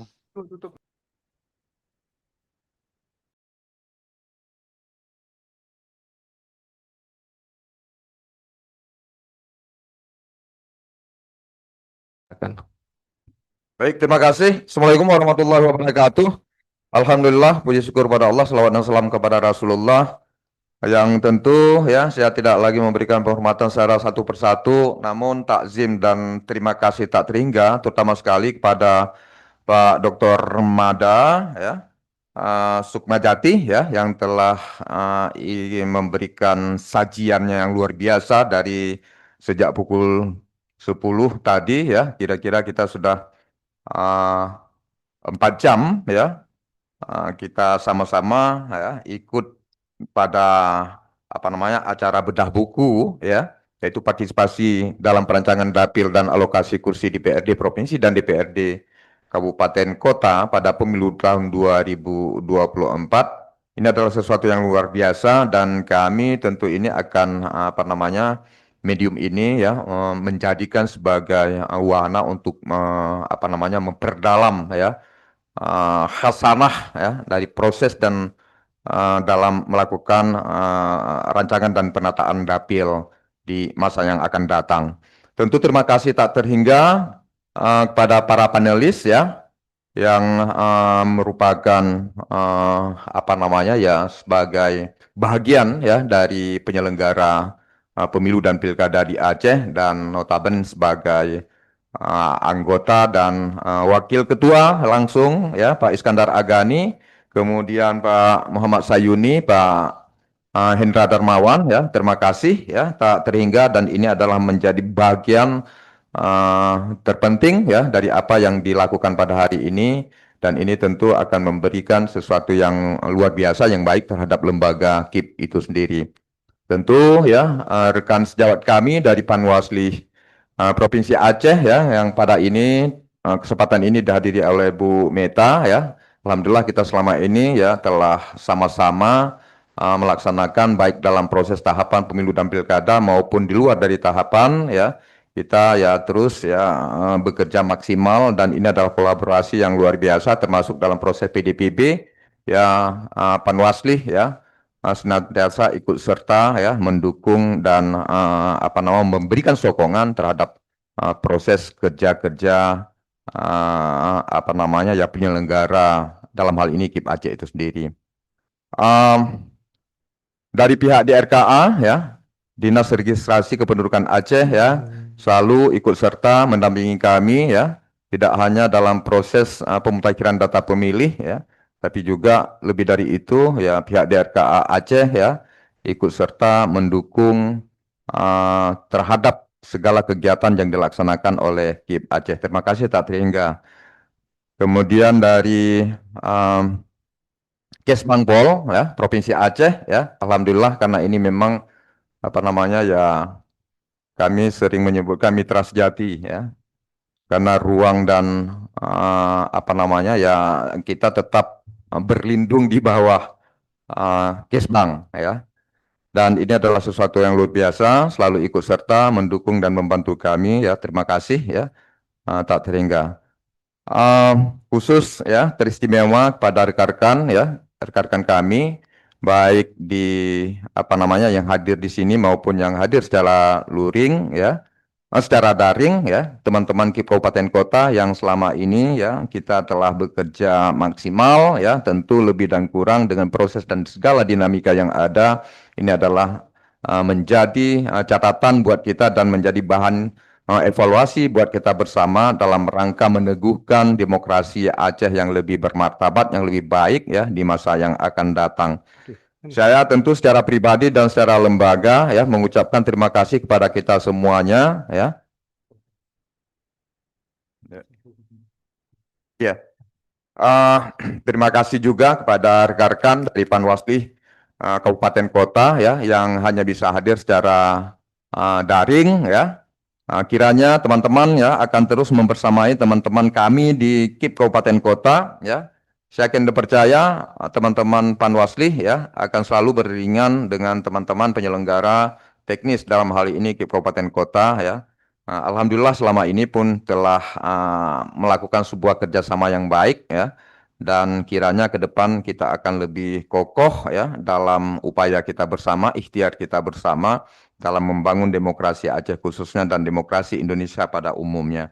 Saya kira di penghujung pertemuan kita pada hari ini ya, tentu ya semuanya yang telah berpartisipasi pada kesempatan ini ya kiranya akan memberikan tidak hanya menjadi bagian dari ilmu kita ya dalam bekerja ya, tapi lebih dari itu ya pasti apa yang semua kita lakukan ini ya mendapatkan imbalan yang baik dari Allah Subhanahu wa taala, karena segala sesuatu yang kita kerjakan dengan baik dengan nawaitu yang baik tentu akan berbuah baik juga.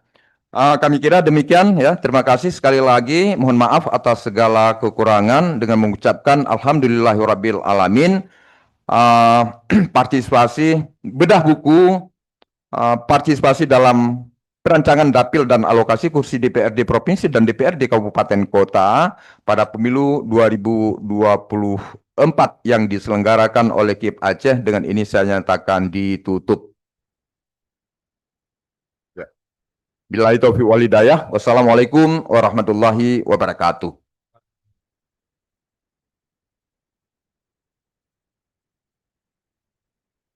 Ibu Maita.